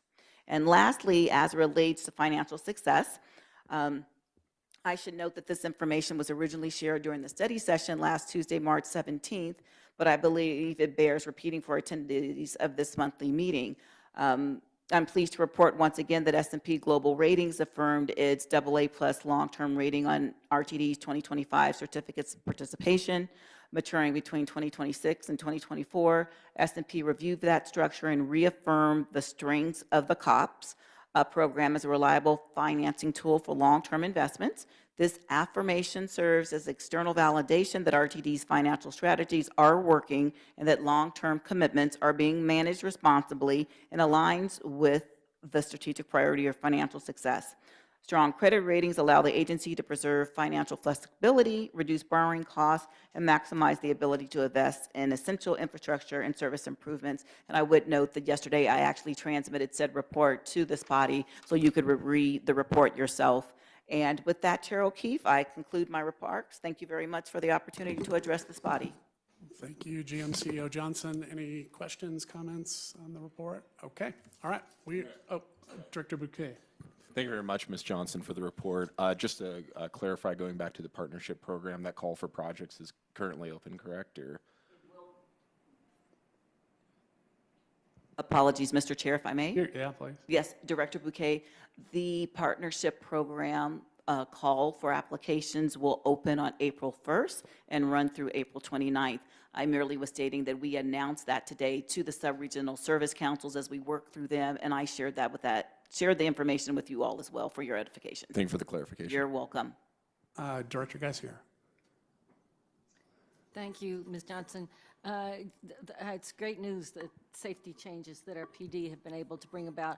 Have we been able to cut our budget with allied services as we grew the size of our PD? Mr. Chair, if I may, I would recommend that we hold your question, considering that we are in the midst of a solicitation and information will be coming forward, and I don't want to compromise the procurement process. Fair enough. Thank you. Thank you. Any other comments, questions? Chair Emeritus Bouquet gets a lot of credit for the increase in the partnership program, which I know a lot of us support, but is an important issue for him. So we just need to now get them to apply, Douglas County to apply within the schedule. That's on you.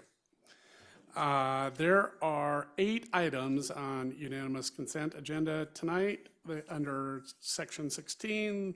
Actions A through H. Those items are over-the-road coach procurement, salaried trustee appointment, June 2026 Title VI service equity analysis, June 2026 service change, authorization for use of 2025-2026 audit committee for ad hoc hours, House Bill 26-1101 taking a position, support position, public opinion polling summary scope of work for approval and contract authorization and amendments to board operating guidelines regarding public comment and meeting efficiency. I have one clerical adjustment that I need to point out is the item related to the salary trustee appointment. Board Office Executive Manager Kroll circulated an email this afternoon that indicated the resolution included in your packet for our approval was incorrect due to a clerical error. Specifically, a whereas clause has been corrected to accurately indicate the number of and composition of trustees on the Salaried Employees Pension Plan Trust and Salaried Employees Defined Contribution Plan based on prior board actions. Setting that issue aside, if anyone has any change to, discussion on, or questions about any of the consent items, please feel free to let me know. And I will, of course, be happy to pull it out and from unanimous consent and put it on the action agenda. Secretary Nicholson. Yeah, I'd like to pull the service changes. I got you. Service changes. Director Chandler. I would like to pull item H, the amendments to the board operating guidelines regarding public comment and meeting efficiency. Okay. Director Risha. Yeah, yep.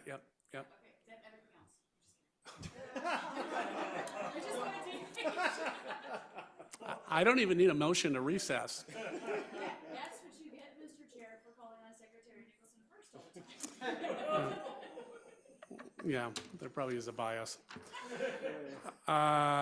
Okay, Mr. Kroll, do you have all those pulled out? Okay. Yeah, actually, all the credit goes to Board Office Operations Manager, Chai Shay Parrish, who pulled them down, and you'll see now that the unanimous consent is listed as items A through F, with some reordering there, with now the recommended action items being G, H, and I. Got it. May I please have a motion on the remaining thing? Well, you're kind of a second? We'll give Ruscio the move. You were too quick. Second. Sounds good. Whitmore, second. You should know better than to try to torment me sitting up here trying to keep this under control. Okay, so, and there are any no votes on the consent agenda. Okay, so those will show approved by 13 to 0. Okay, we are starting with thank you. The service change is, let me just find it here real quick. Okay, so it's for the Board of Directors to approve the June 2026 service change as revised and summarized in attachment A, and to authorize the general manager and CEO or her designee to execute a contract amendments as necessary for private operators impacted by the service changes. May I have a motion, please? So move. Bouquet gets the move. Second. And Nicholson the second. Is there any discussion? Secretary Nicholson. Thank you. Didn't even have to look. I have, I actually have some quick questions for COO Prosser, if that's all right. In light of the public comments today about the Grove, I was wondering, we're bringing back the 52 in these service changes, and it's going to run right up to, but not close enough to put the Grove within a 3/4 of a mile because it turns onto 120th. I was wondering what consideration was given to look at, other points of terminus along, further up Sheridan or other routes in the area to serve things like, Broomfield High School out at Miramonte. Or what conversations went into that caused us to decide to do it at 120th? Mr. Preusser? Yep, Patrick Preusser, Chief Operations Officer. I don't have that information readily available, but I can certainly follow up with staff and then come back to the board. Mm-hmm.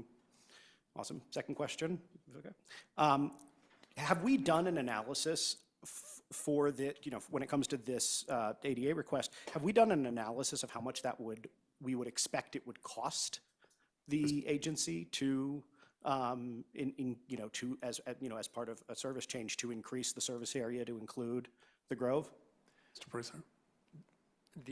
There has not been an analysis done yet. Okay. Is that something that you guys will have to do as part of the appeals and all of this process, or like? We can do our best to estimate the cost associated with that. Okay. One last question. With these service changes and the construction that's being done in downtown, which, I get to enjoy for another year, the light rail's all being moved up to Union Station. That means that getting to large sections of my district on the 83 is going to be a bit more cumbersome, and even though we have the connection coming in from the mall ride at every 3 minutes, and thank you for that, extraordinary for those of us who live downtown or work downtown or play downtown. Do you think there's any possibility that we could move in the that we could extend that connection, from the 83? It's one of our best routes in terms of ridership, to make it easier for people to connect at Union Station to all the other routes that we have. Yes, so staff, so we're committed and staff is currently working on that for the September service change. Oh, nice. Thank you. Director Guzman. So I'm not quite sure how the 52 gets anywhere near Broomfield. It actually terminates in Arvada and returns back to Denver. So that might just be a route question for the director to follow up on to make sure that we have a clarified answer on what he was requesting. With respect to the donut hole in Broomfield that we're talking about tonight, we voted last year as a board to include all areas of the geography of RTD for access on demand, and our internal policy for complimentary paratransit service, ADA, hours is 3/4 of a mile. There is a rule, section 37 rule, and I will be happy to send this out to all of you from the FTA and the U.S. Department of Transportation about our rule taking precedence here. One of the exemptions for providing any type of rule change, any type of exception to this rule or modification must be reasonable and not require a financial burden on an agency that receives federal funding. That's a key piece of this ruling, because if it does increase the cost of doing this, we are not at liberty to do so by the FTA. There's a bunch of other things that are in there. I'll try and narrow it down as best as we can for you, but this goes through a review process by experts who deal with these rules, exceptions, exemptions, and everything else that needs to happen here. And so I would highly suggest we wait for the determination of whether an exception can be made in this circumstance based on the federal rules before we move into changing any policies here, because what we do has an effect in other areas and may create a financial burden far outside of Broomfield and in other areas which we would not be able to afford. Dollars is one thing, capacity is the other. We're under an obligation to be able to provide service to pick up and drop off with our complimentary ADA transit service within certain timeframes, and we may not have that capacity if we're not careful about how we do this. The general manager CEO also did send us a communication earlier this evening about the same matter, and so I would refer you to that email quickly to make sure that you understand what's going on here. With respect to the service changes, generally speaking, I am perplexed. How do we continue to provide service and balance the needs of the entire region with the needs of specific areas? And the accusation that we have consistently heard from certain quarters over my time on the board is that we get too parochial. The Platte Valley service is in my district, and I know it is a very difficult decision tonight to make, to cut this service. We have delayed it. I do understand that it is being used. I also understand that there's a very heavy cost to running this service. There are other services that are complementary to this, and I hope that people in my district will communicate with me further about it so that we can find a solution for them. But I do think that given my communications with the operations staff and the RTD staff about how route cuts were determined and modifications to shorten runs, particularly the 7, looking at the Platte Valley services, how those decisions were arrived at mathematically based on data, I'm confident that this is probably the right path to go forward with for the time being, but I still challenge staff to continue looking and working on these because there are people that this is going to hurt, and it breaks my heart to have to vote in favor of this tonight because I know that there is a group of people that are going to be very angry with me, but overall I do believe it is the right use of our resources to make this decision tonight. On there. Thank you, Director Guzman. Secretary Nicholson? Very quickly, I apologize, Director Guzman, I misspoke. It's the 53, not the 52. As they say, the hardest thing about being a member of the Board of Directors is naming things and off by 1 errors. Director Rusha. Thank you, sir. So I wasn't going to speak to the donut hole, but now that it's been brought up, may I go ahead and ask a question? It's technically out of order because that's not on the agenda tonight. Is that okay, Mr. Yeah. Chair? Okay, thanks. So do we have any staff with historical knowledge that can apprise us if we had previously run service in that donut hole, like maybe pre-COVID or before the 2019, 2020 cuts? Just curious. General Counsel Snyder. Thank you, Mr. Chair. Can I make a recommendation? Because we have an appeal that's pending and we need to let that process run its course. I think staff can commit to getting the board the information that they need and any questions that they have, but I'd recommend that we discontinue this conversation about this particular appeal and situation. Thank you for the guidance. May I ask? Yeah, my yeah, original sure. question? Okay. Sure. All right. Moving back to the item on the agenda.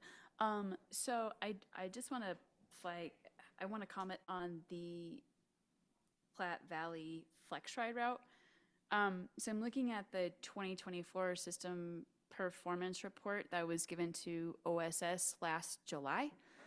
And I can see that that Flex Ride is our most expensive service.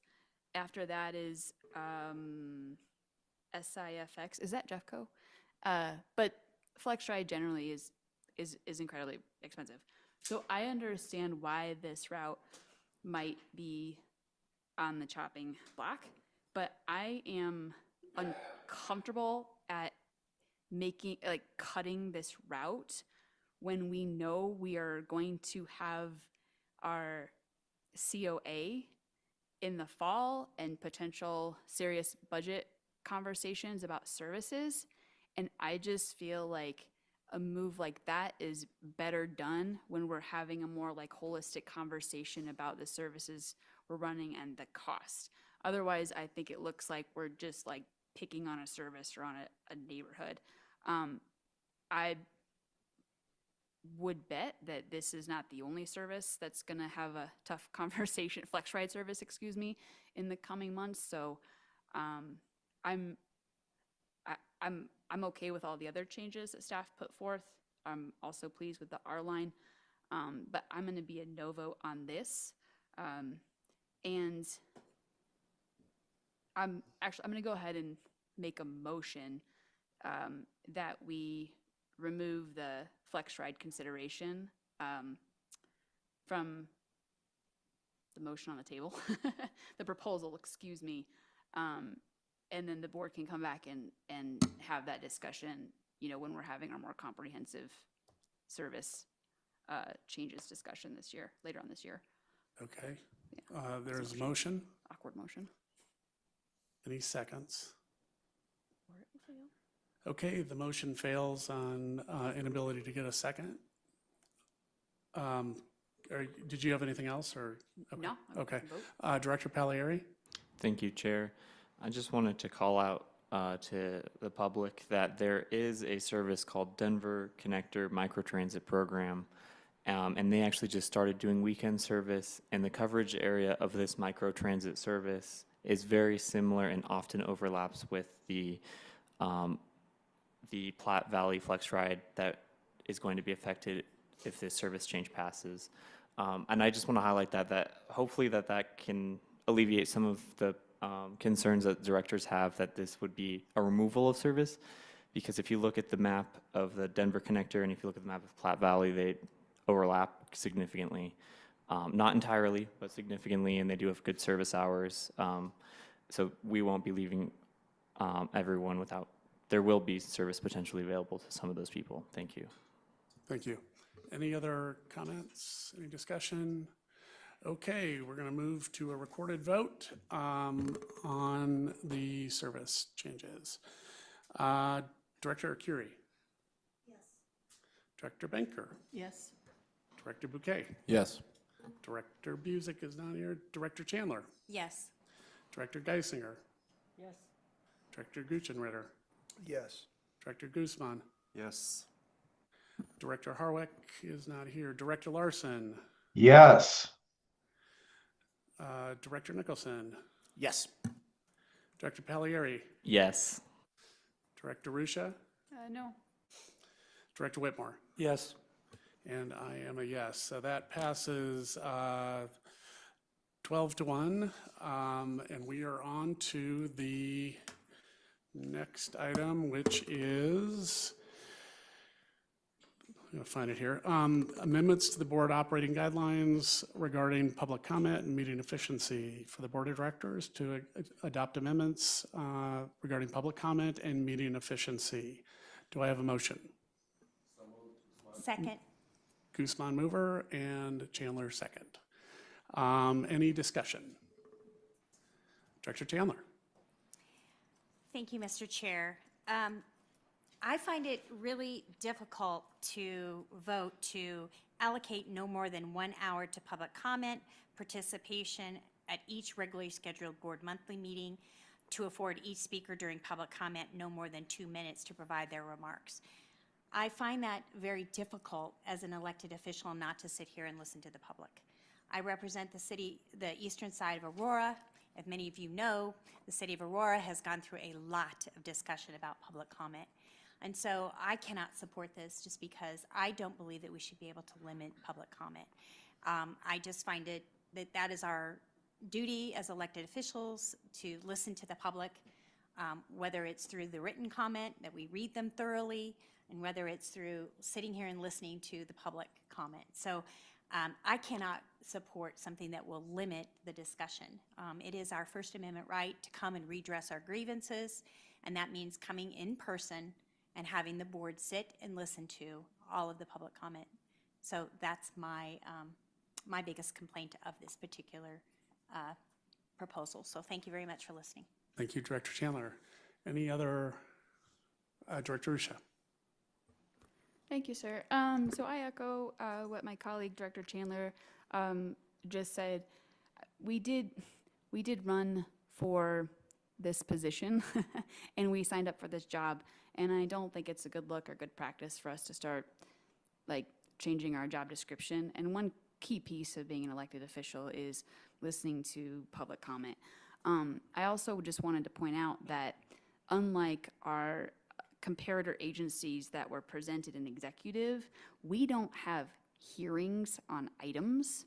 And so I think while I understand what staff and proponents were trying to present, it's a little apples to oranges or apples to fish when we talk about Denver City Council, for example, because the public has far more opportunities to address the Denver City Council or other city councils or even the legislature than they have with us. And so I think just recognizing that it's been years, if I don't know, years of us before, like, of us managing public comment just fine. It doesn't get out of hand. And when we do have more lengthy public comment, it's usually a pretty substantial issue. I think this is, while well-intended, is a problem in search of a solution. So with like all due respect to Directors Harwick and Guzman, I did appreciate that this was a moderate approach and there's flexibility for the chair to override that.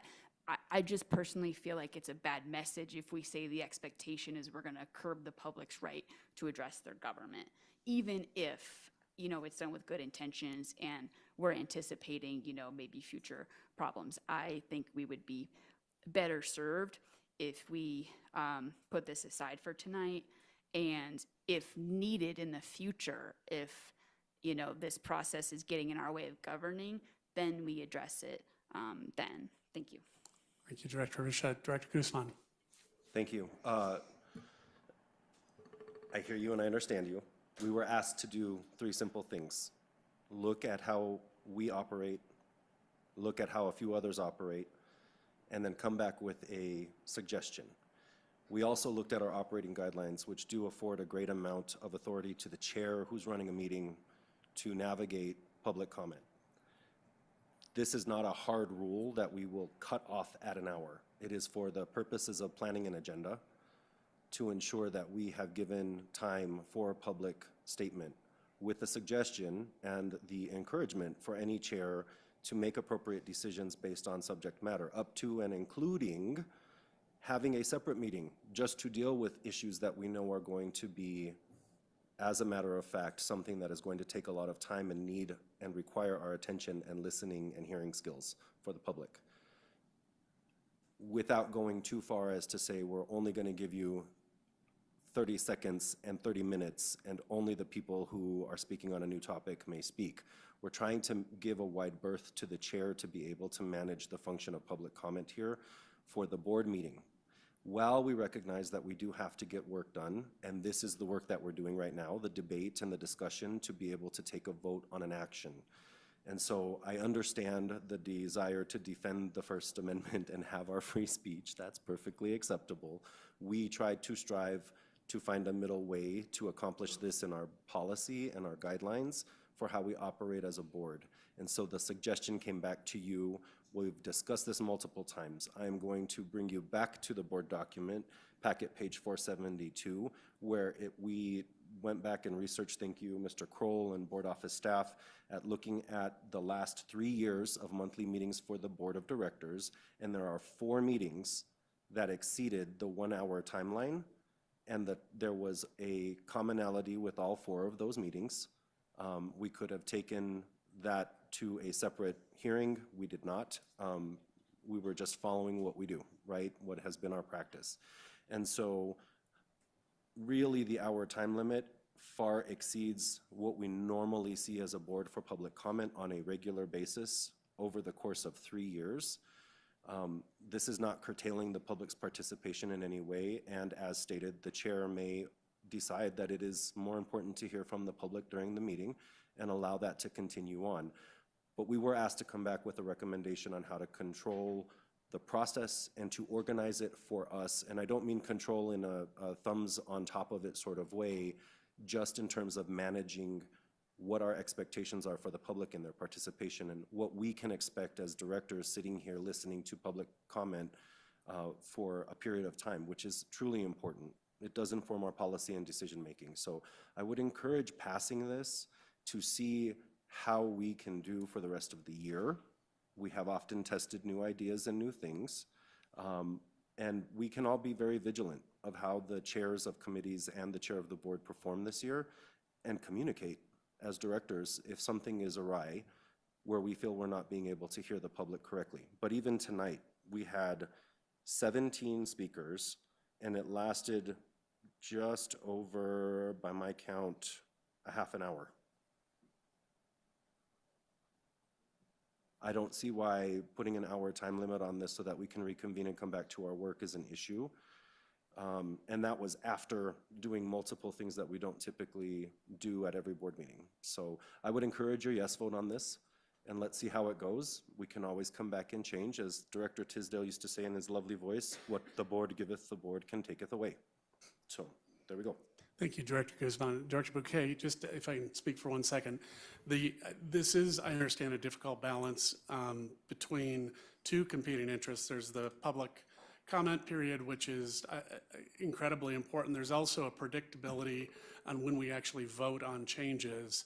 And right now, if you want to see our actual actions, it is difficult to plan your life around it, and trying to move those earlier in the night so people can watch us real time while we're making the decision, and not just the next day they can watch the recorded version of what has already occurred. So I know that you were working on the balancing those 2. I am certain this is imperfect, but I'm also sure that it does start to give equal weight to the other side of the equation, which is people know when our actual actions and votes are occurring. Director Bouquet, sorry to jump in front of you. No, you're good. Thank you very much, Mr. Chair. And as the chair who saw 3 of the 4 meetings go over the hour mark, I'm not saying, we didn't have a lot to cover, but I can express full commitment and support for this.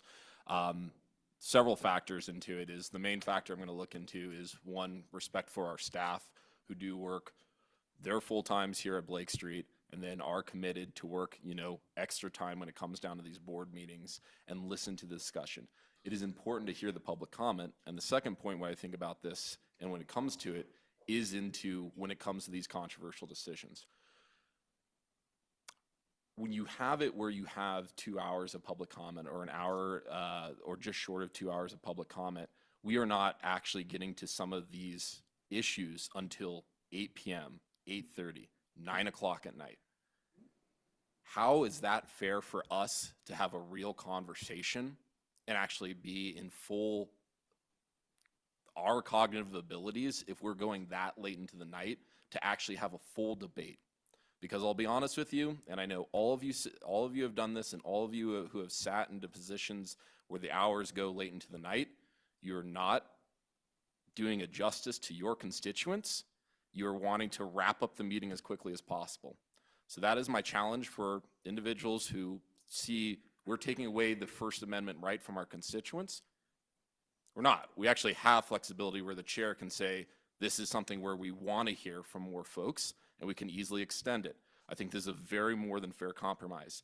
But I think that we have to be very cautious, and again, think to ourselves of the opposite coin of when it comes down to these more controversial votes that are going to be 8-7 splits or 10-5 splits, whatever it is, you want to make sure that everyone has had an opportunity to actually debate this issue through, and we're not starting debate at 9 o'clock at night when I know folks are tired. They want to go home. They want to go with whatever the easy solution is. So that is one thing I would challenge with it. I think looking out for our staff, looking out for our constituents, and making sure that we go forward and actually have the opportunity to debate, such as topics such as this, which we're debating right now, right before 7:30.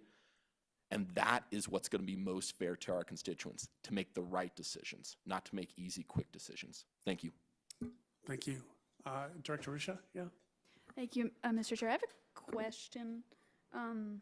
So our bylaws currently allow the chair of any committee the authority to manage public comment, including decreasing speaker time.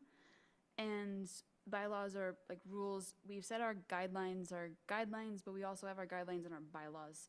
So just recognizing that we say that the meeting chair has the authority to change time allotted, including total time, but also that the expectation is that no person gets more than 2 minutes and we have no more than 1 hour. I'm just asking, like, practically speaking, like, what is the actual expectation of the chair? Because I can foresee a chair exercising their authority to be a chair, and someone says, well, I didn't like that, you ran a meeting too long, even though it says right here we can. Does that kind of make sense? Like, is there like a cleaner way to state the expectation? I think clarity is kind here.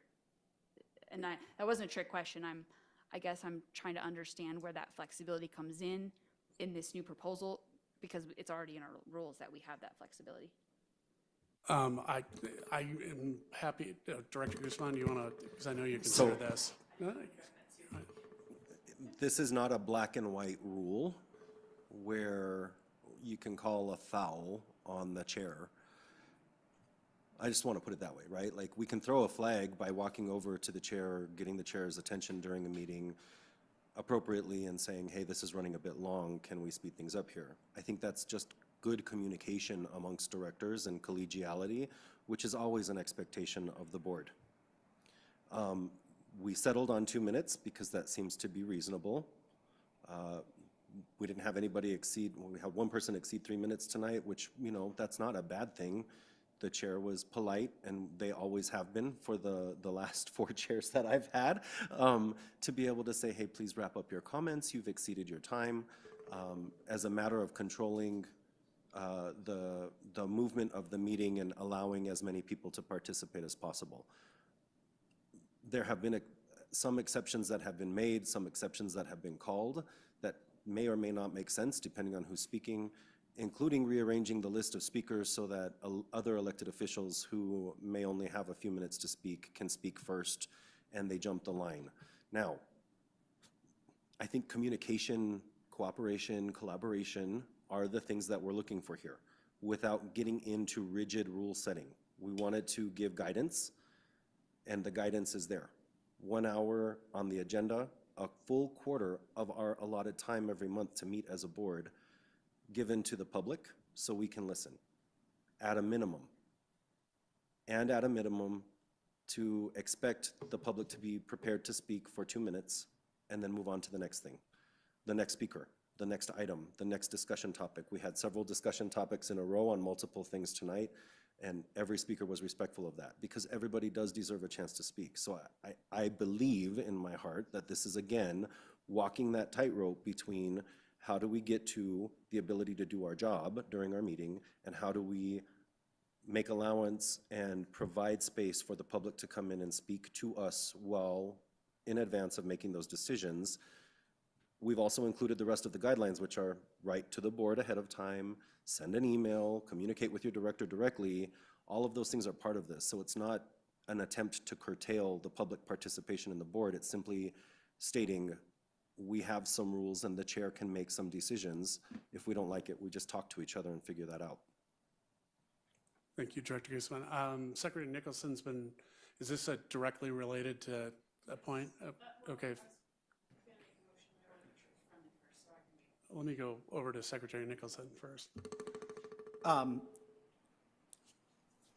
Director Guzman and Director, former Chair, once you left, I just bouquet. We're 100% right. I'm thinking ahead to the joint service vote, which we're going to have in, I don't know, two months. I can imagine a room full of people begging us to approve that and public comment that goes on for 2 hours. Who knows how many other things we'll have. I don't think we should be voting on that at 9:30 at night and having a big argument about it that goes on for an hour when we're all either exhausted or hyped up on caffeine. That's the reason that I support this fundamentally. The second reason is that I've been around municipal politics since I was 18 years old. This is literally what I have done my entire life. And public comment is the least effective way to influence both either staff or elected officials, because it is the last possible moment you can say something on an agenda item, at which point most people have probably formed a pretty firm opinion. And so my concern is, and the reason I support this and would support even going further, is I want to push the public to express their concerns in ways that are actually more effective at informing us and shaping our opinions. And it's why I've told, people who've asked me in the district, sure, you can come speak at public comment, but what you need to do is call me, call your director, send us an email, send us the information that we need. Engage with us at a time when this is still in the policymaking process. And I know that for a lot of people, they're just angry and they want to jump in and they want to say something and they want to come to the meeting and that's what they're going to do. But as policymakers, we should be doing everything we can to help the public channel their passion into a place where it can be useful in shaping what we do, and encouraging people to just come and give 2 hours of public comment on something they care about is directing people in exactly the wrong direction, in my opinion. Thanks. Director Risha. Thank you. So I have, I was going to offer an amendment to actually, one only if it's friendly. So I'm not sure the process here. Is it okay if I just throw it out there? State the case. All right. Look for a second. Okay. So I guess I wanted to ask Director Guzman. Sorry to put you on the spot. Signed up for it. If it might be okay if we keep the 2-minute cap and then remove the 1 hour, just on the basis that chairs do just fine managing. And I actually pointed to you as an example in executive last Thursday as a chair of a committee who handled a lot of public comment in a short amount of time beautifully.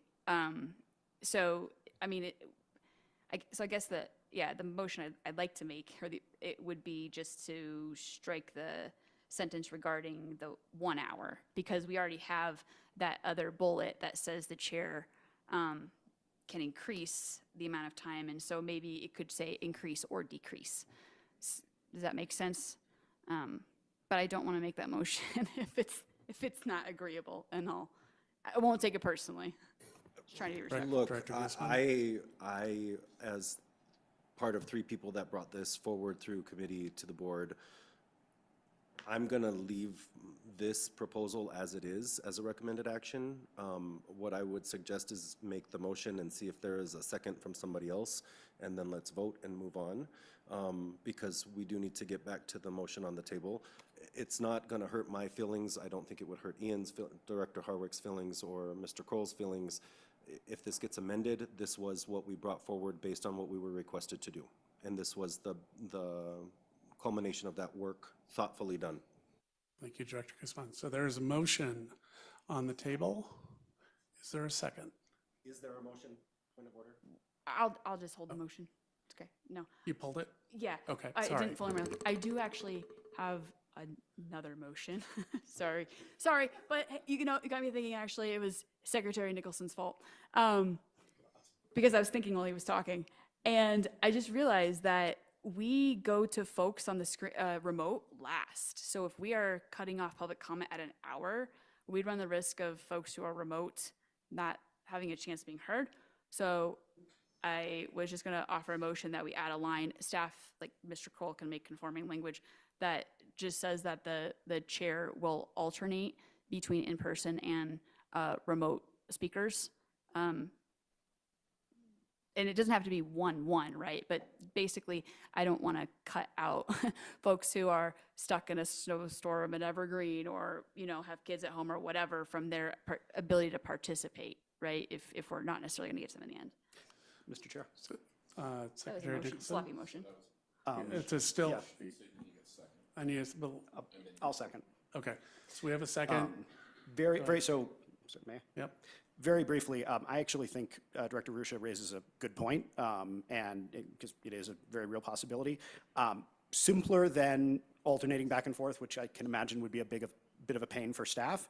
Why don't we just say that at the 30-minute mark, you go to online and do online from there, and then go back to in-person. It's a lot cleaner, it's simpler, it requires less of the craziness, and that way you don't have to worry about. I'm curious, actually, though, sorry. Mr. Kroll is going to provide some context, I think. Yeah, I think that it's very beneficial for speakers both in the room and how we organize them, and online, to follow a process where they know who they're speaking before and who they're speaking after.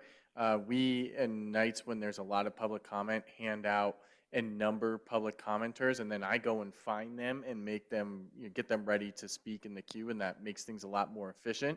I believe as it's proposed, again, you have the chair being endowed with discretion in these operating guidelines amendments, and we could certainly communicate if we were getting close to the hour mark, and I could communicate to the chair, we have 5 speakers left in the queue, and at that point the chair could make the decision to allow for those comments or not. But from a logistics perspective, I would not recommend alternating in any way, shape, or form, or doing the half-hour cutoff and moving back and forth. That just actually will just add more time and logistical headaches and cause confusion for the speakers that are waiting to share their remarks with you all. Thank you, Mr. Kroll. Director Rusha? Thanks. So if I understood you correctly, you're saying you don't recommend that we alternate? Because I wasn't suggesting 1-1. I just want to, I'm open to any process by which we don't, ignore the folks who are dialing in remotely. Does that make sense? Even if it's not intentional, but that's like an unintended consequence. Do you have any suggestions, perhaps, of how we can manage that? The one suggestion that I might is that you alternate months, and you say, this month we're going to go online first, and next month we'll go in person first. And that way it's clearly communicated. I will say, though, that the people who take the time to come all the way down here, they typically depart as soon as they're done providing their remarks or the public comment period ends. And those people may, have to wait, whereas someone who has decided to provide public comment remotely has not, taken on that travel cost to speak to you all. So I again would recommend no alternating. That's my input. Director Rusha? Can I amend a motion on the table? Is that allowed? I think you have to withdraw it and withdraw it and then reoffer. Okay, so withdraw and reoffer. So just more simplified language would just be that the chair will take measures to ensure that remote and in-person participants, have a chance to participate. And I just trust that Mr. Kroll can craft smart conforming language to that. just so that we get the principle in there. Doesn't have to be too prescriptive. Okay. Is that- Is there a motion? I have a motion, second? Second is Banker. Any other discussion on the motion? Are there any no votes on the motion? Okay, we are going to vote. All righty. On the amendment, sorry, the amendment. The motion on the motion for the amendment, sorry. Director Curie, Yes. Director Banker, Yes? Director Bouquet, No. Director Busick is not here. Keep asking. Director Chandler, No. Director Geisinger, No. hold on here, Director Gutschenreiter, No. Director Guzman. I'm sorry. No. No, thank you. Director Larson, No. Director Nicholson, Yeah. Director Pagliari, No. Director Rusha, Yes? okay, just checking. Director Whitmore. No. Okay, and I am a no, although I will commit that we'll try to provide some balance to that going forward. So we have, I have 4 yeses and 9 noes. The motion, the amendment fails. So now we're back to the original motion, or the original question. Is there any additional comment on that? Call the Director, question. guys, are right. Awesome. Now we have to vote on that. Troy wants something? Well, can you withdraw that for 2 seconds so we don't have to vote? You want to, well, we have to vote on calling the question, so I'm trying to avoid a 2 vote. Okay, We'll try, okay, and we will vote. Thank you for the thought, though. On the main motion, we'll start the vote. Director Curie. So this is a vote only? This is on the new public process, public comment process. Yeah. Hopefully not. Yes, okay, thank you. Director Banker, Yes? Director Bouquet, Yes. Director Chandler, No. Director Geisinger, Yes. Director Gutschenreiter, Yes. Director Guzman, Yes. Director Larson, Yes. Director Nicholson, When Lynn calls the question, I vote yes. Director Pagliari, Yes. Director Rusha, No? and Director Whitmore. No. Okay, I am a yes. So that is 3 noes and 10 yeses. Other way of saying it. Okay, we are moving on to report of director committees. Is, No. oh, sorry, Oh, we have the only real action that we had planned for today. So the last of the, yes, sir. Oh, no, we have. I think we're getting Oh, we're close at to 2, needing yeah. a cart break too. Okay, so we are adjourned for, we're taking recess for 10 minutes? 10 minutes. 10 minutes. Actually.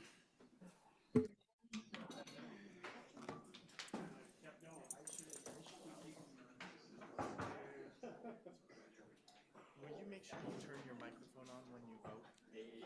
Oh, okay, I'm sorry. Yeah, yeah. And I gotta remind you.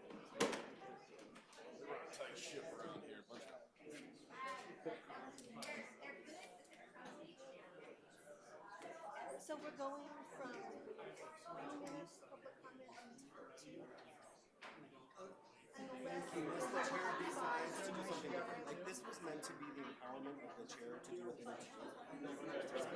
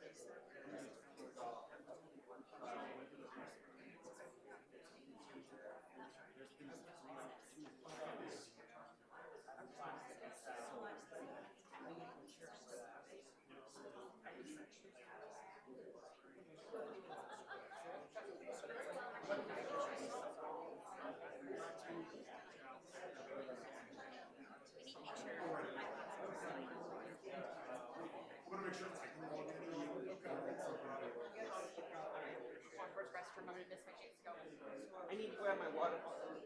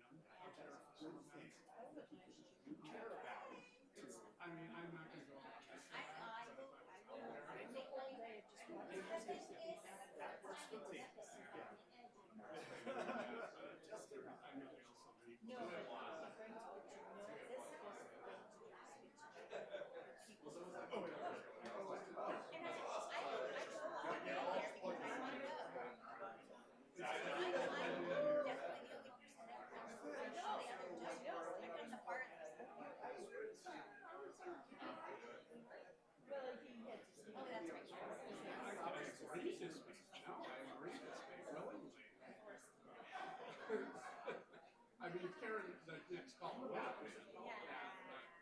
I'm gonna play that. It's a successful implementation. Yes, we need to. Get used to this. You can't even install Windows. Okay, I'm pretty open next week. Let's see, I'm gonna compare Like, downtown. yeah, so, I could pass a policy. I can either come in the morning or I can come at,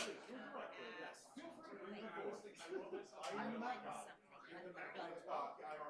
So we do have some, what is our standard? I have an 11 o'clock meeting with, Johnny from the constituent. Oh, okay, do you wanna meet at like 1:30 then? Or does that give you an hour and a half? Or there are No, yeah, we have lunch. Okay, because I have a meeting, it's at noon, and it lasts exactly until Well, if you can get there earlier. that might, yeah, I would, yeah, okay, so why don't we say, 1:30. Friday the 12th. Yeah. Okay, at DUS. Yep. Okay, sounds good. Okay. Now I gotta get Cindy. I realize it's Good Friday. So I have a church event that night. Okay, that'll be good. Okay, good, good, good. No, you don't like it. No, you don't like probably how I'm gonna go. You're a plan.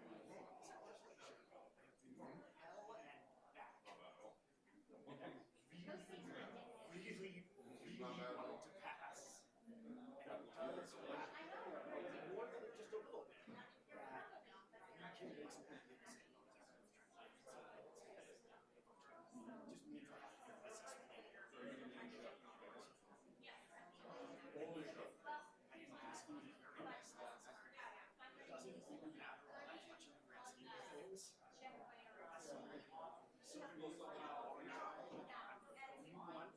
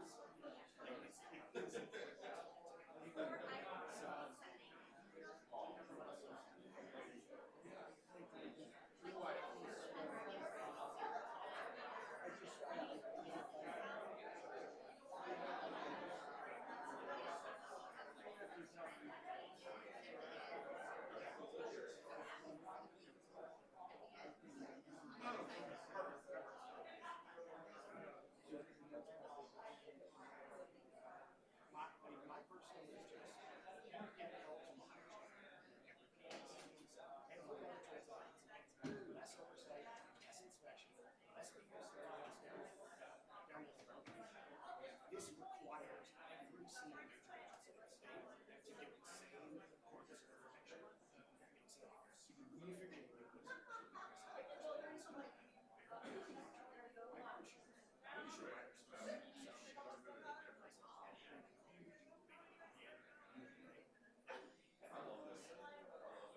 Troy, you need to go get one of these. You need to come get one of these.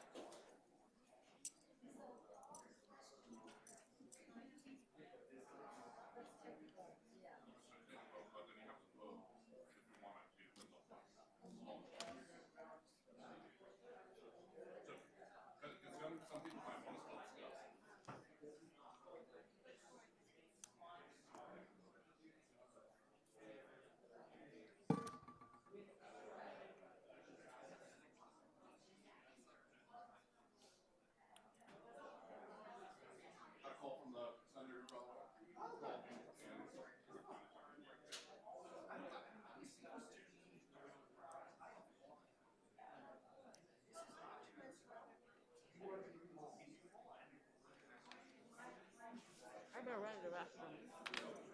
Better hustle.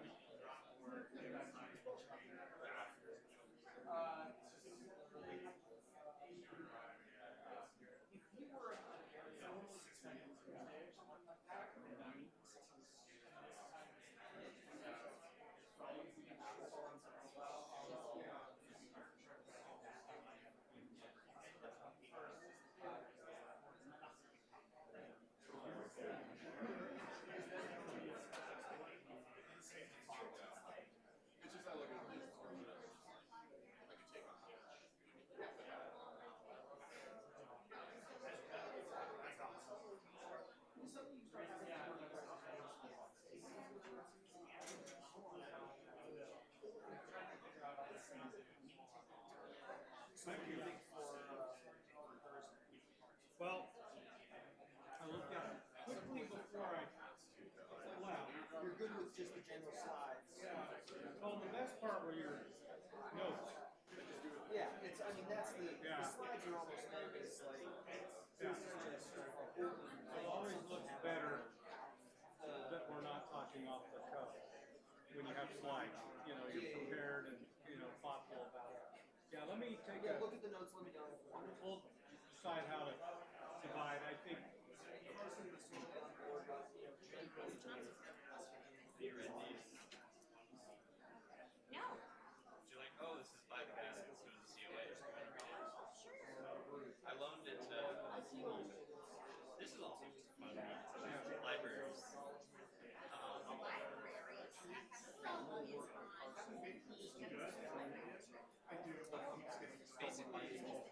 So I'll look at it tomorrow and kind of decide where I hang off for you.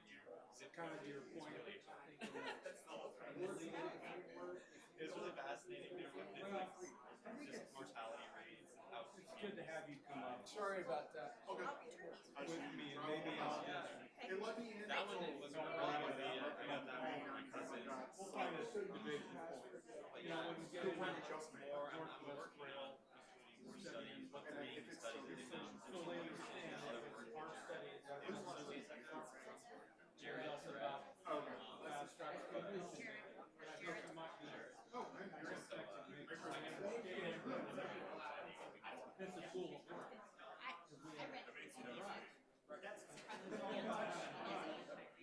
I may ask one or two questions.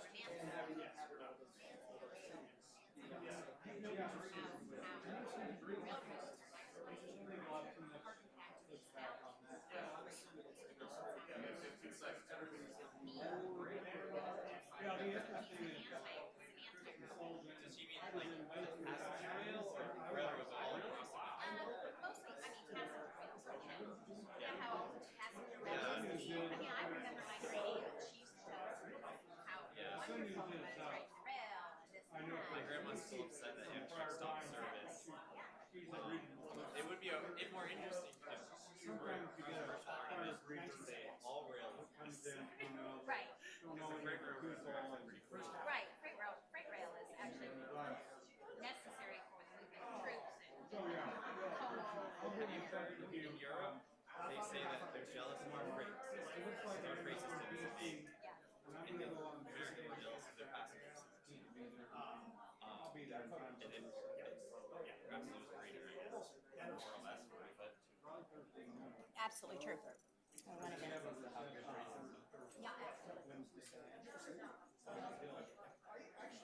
You're too, I'm going home. 4 nights stay instead of 5. I don't need to. That's what I do doing. Well, you gotta do that. Timing might be right. I've always missed it. All those years with like REA trips, we were always a weekend. Okay.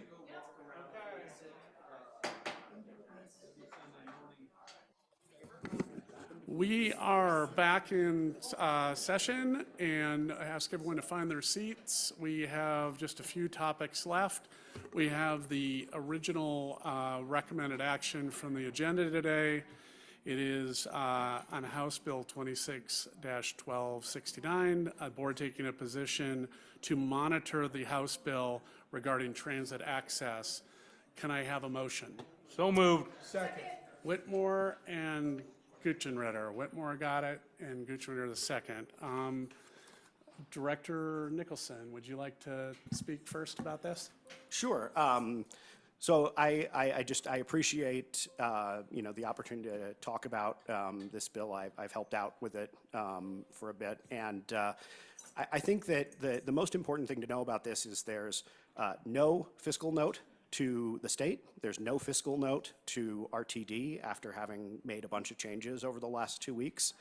And the biggest thing that I think it does that matters for us is that it requires every major transit agency across the state with over 1 million rides per year to report the same corpus of information to both state and local policymakers. And I think as someone who has seen us get under the microscope repeatedly over the last couple of years, there's immense value in holding every single agency in the state to the same standard and asking all of them to provide to policymakers, here's what we do, here's how we do it, here's how well we do it. And so I'm excited about what this does. I'm excited about there's some language access provisions, and I will say that the agency just a couple of days ago rolled out some phenomenal, thank you, Jim C.O. Johnson, QR codes and buttons to make it easier for people who don't speak English to navigate the system. I think it's phenomenal. And I'm hopeful to see that other agencies do the same thing to match the great work that we're doing. So that's why I support it, and I hope you guys will as well. So I will ask Michael Davies, our government relations officer, if you have anything you want to add about the consideration of this.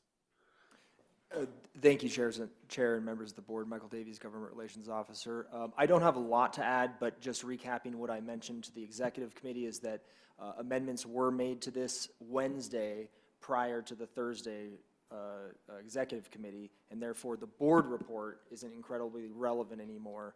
I do agree with the comments that Director Nicholson made with regards to the requirements and commitment that RTD would have to make if this bill was passed. But with that, I'm happy to answer any other questions. Okay. Thank you. Any other directors have any questions? Director Guzman. So the information that we're being asked to report, we're already reporting. Yes. So this is redundant, and we're already doing the more than 21 safe harbor languages in everything that we do by federal law, so another redundancy. So I'm worried that if more amendments are offered to this bill or it's changed in some other way that will cost this agency money at the end of it, that we could potentially be supporting something that is going to hurt our bottom line.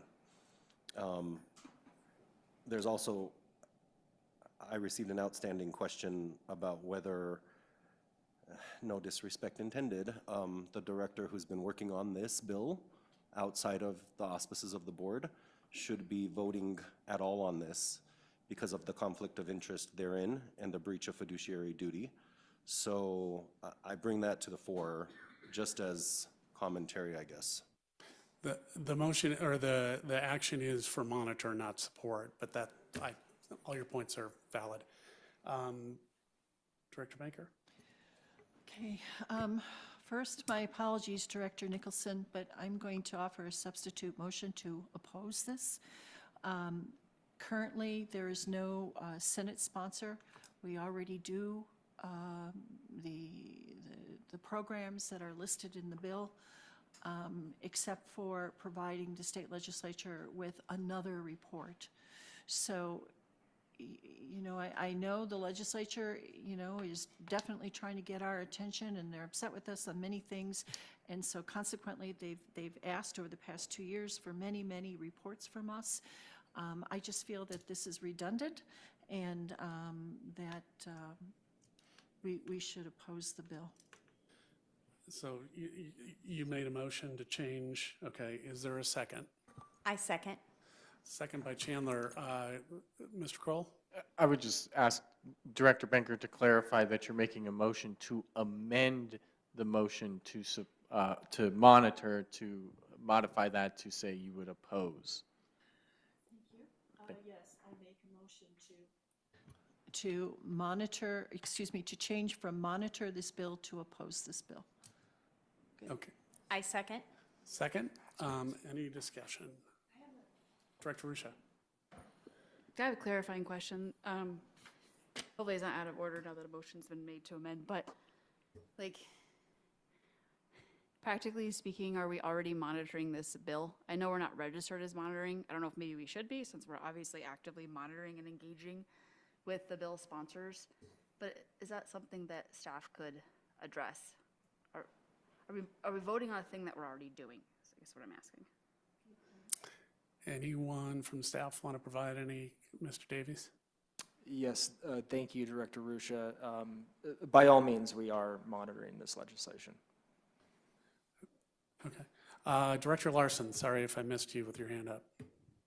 No, that's okay. I basically had the same question as Director Rusha. I don't really understand what it means to formally declare that we're monitoring a bill, since I would imagine and expect that our government affairs folks are monitoring any bill that relates to transit. So I'm not really sure what we're doing with this. Director Whitmore? So I think there is a nuance, and I'd like to have somebody further down the road with knowledge like Mr. Davies weigh in, but I think there is actual formal recognition with the Secretary of State that requires board action. So our staff should be monitoring far more than this bill, which they are informally, but we do need to take the stance with the registration of the Secretary of State, whether we're in opposition or monitoring. At this late stage, I feel like we're best to go with the monitor status because of the work that has been done on the bill.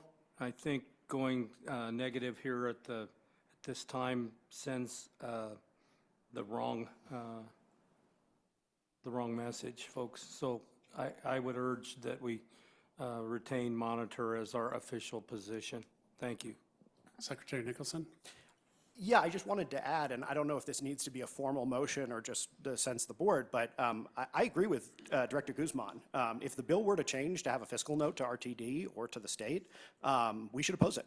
That's pretty clearly where every other transit agency is, that they're okay with this bill as long as it doesn't have a fiscal note, and if it did, they'd oppose it. So I'm fine amending it to say, if this ever gets a fiscal note for us, we take an opposed position, if that is what you'd like, if that's what you want. Director, beg your pardon? Yeah. Yeah. Director Curie, on the amendment.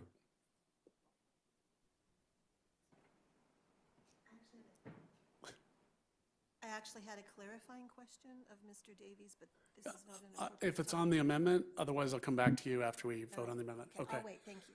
Any other comments on the amendment? Okay, I'm going to go out on a limb and say we're going to vote. Director Curie, this is on the amendment to change to oppose, not on the monitor. We're voting on changing from monitor to oppose, so a yes vote would move us to oppose. No. Director Banker? Yes. Director Bouquet? No. Director Chandler? Yes. Director Geisinger? Yes. Director Gutierrez? So no. A no, it would keep us at a monitor. Okay. No. Okay. Yeah, it's hard to follow. Director Guzman? No. Director Larson? Yes. Director Nicholson? No. Director Pagliari? No. Director Rusha? No. Director Whitmore? No. Okay, so the amendment fails. There are 3 yes votes and 4 yes votes and 9, I'm a no, and 9 no's. So back to the original question on monitor. Any other follow-up, Director Akiri? Thank you, Mr. Chair. Mr. Davies, did I hear you correctly that this bill was amended very recently? Mr. Davies? Yes, Director, thanks for the question. It was amended. It really took out all of the provisions that were the most meaty provisions in the bill that would have required RTD to do the most, and it also would have required RTD to have a fiscal note.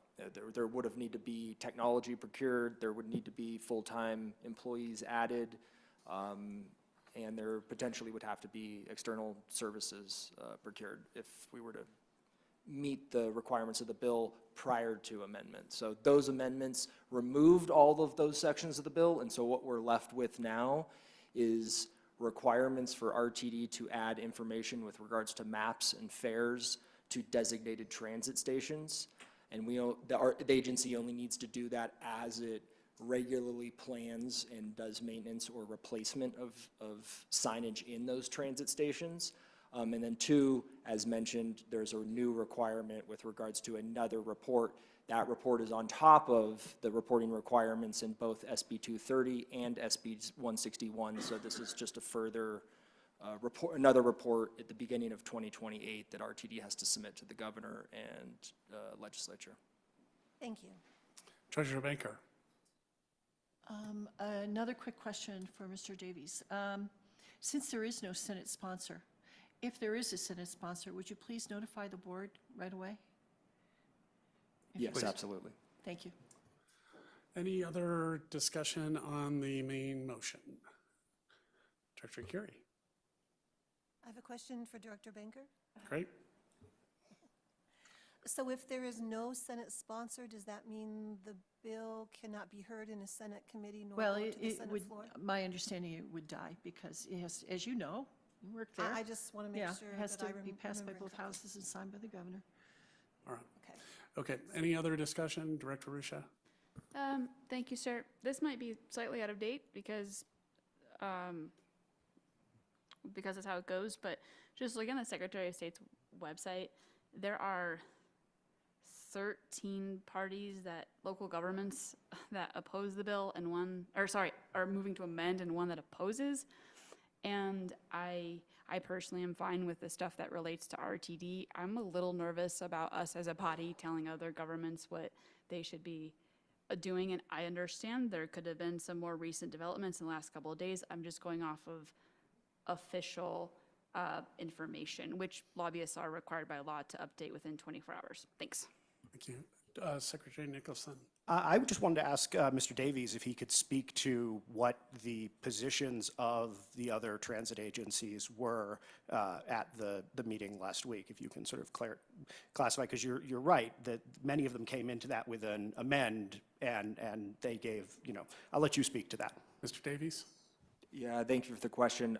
At a high level, I'll just characterize it as most of the testimony provided to either amend or oppose the legislation had to do with unfunded mandates, largely, from my understanding, by removing, in the amendments that were passed, by removing the provisions that were removed from the bill, the unfunded mandates, or most of the unfunded mandates were removed. I cannot speak 100% for all of the cities and the transit agencies if they still feel that there is an unfunded mandate there, but my understanding was that the provisions that were removed really spoke to the bulk of the unfunded mandates that were in the bill.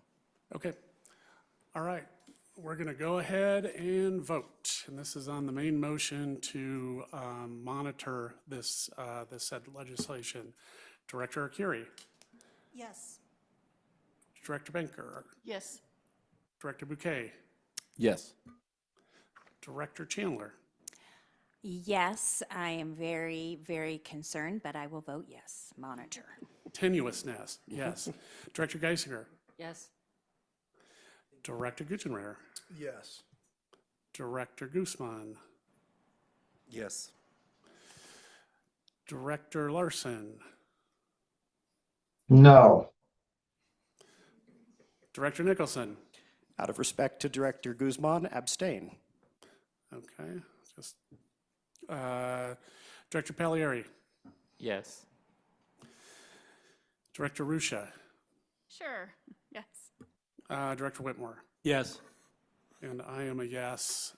So I'm running out of space to count votes here. I have 1 abstention, 1 no vote, and 11 yeses. It passes, and we will formally monitor. All righty, we are close to our home stretch here. Oh, I thought you were flagging me. All right, you're keeping me honest. Okay, move to report on director activities. Would anyone like to comment on their activities? We haven't had this item for a couple months, so fair game going back if you need to. Director Guzman? Just quickly, last night worked with community over at Servicios de la Raza, had a great community meeting about what we can envision for transit future, but also what it costs to run transit agencies. Completed another certification on transit through the National Transit Institute this week, and met with Denver City Council with respect to the Downtown Rail Reconstruction Project and our partnership with Dottie in terms of pulling permits and being able to continue that work through this year, hopefully finishing off what has been a very long haul on trying to get all of the work done up through the last phases, which include the Welton Corridor, which should begin, if the timetable stays the same and I have it memorized properly, by the end of this year, and the full completion of the project should terminate into 2027. Thank you. That sounds great. Any other reports? Going once, going twice. All right. So we have one additional item on the agenda this evening. It is to review the 2026 committee-approved work plans. Is there any discussion on the committee-approved work plans at this time? And there is none. Any other matters this evening? It's like I've been moved into a parallel universe. Okay, seeing no other discussion, I want to remind directors that there will be a performance committee meeting commencing in 15 minutes, 8:35 p.m.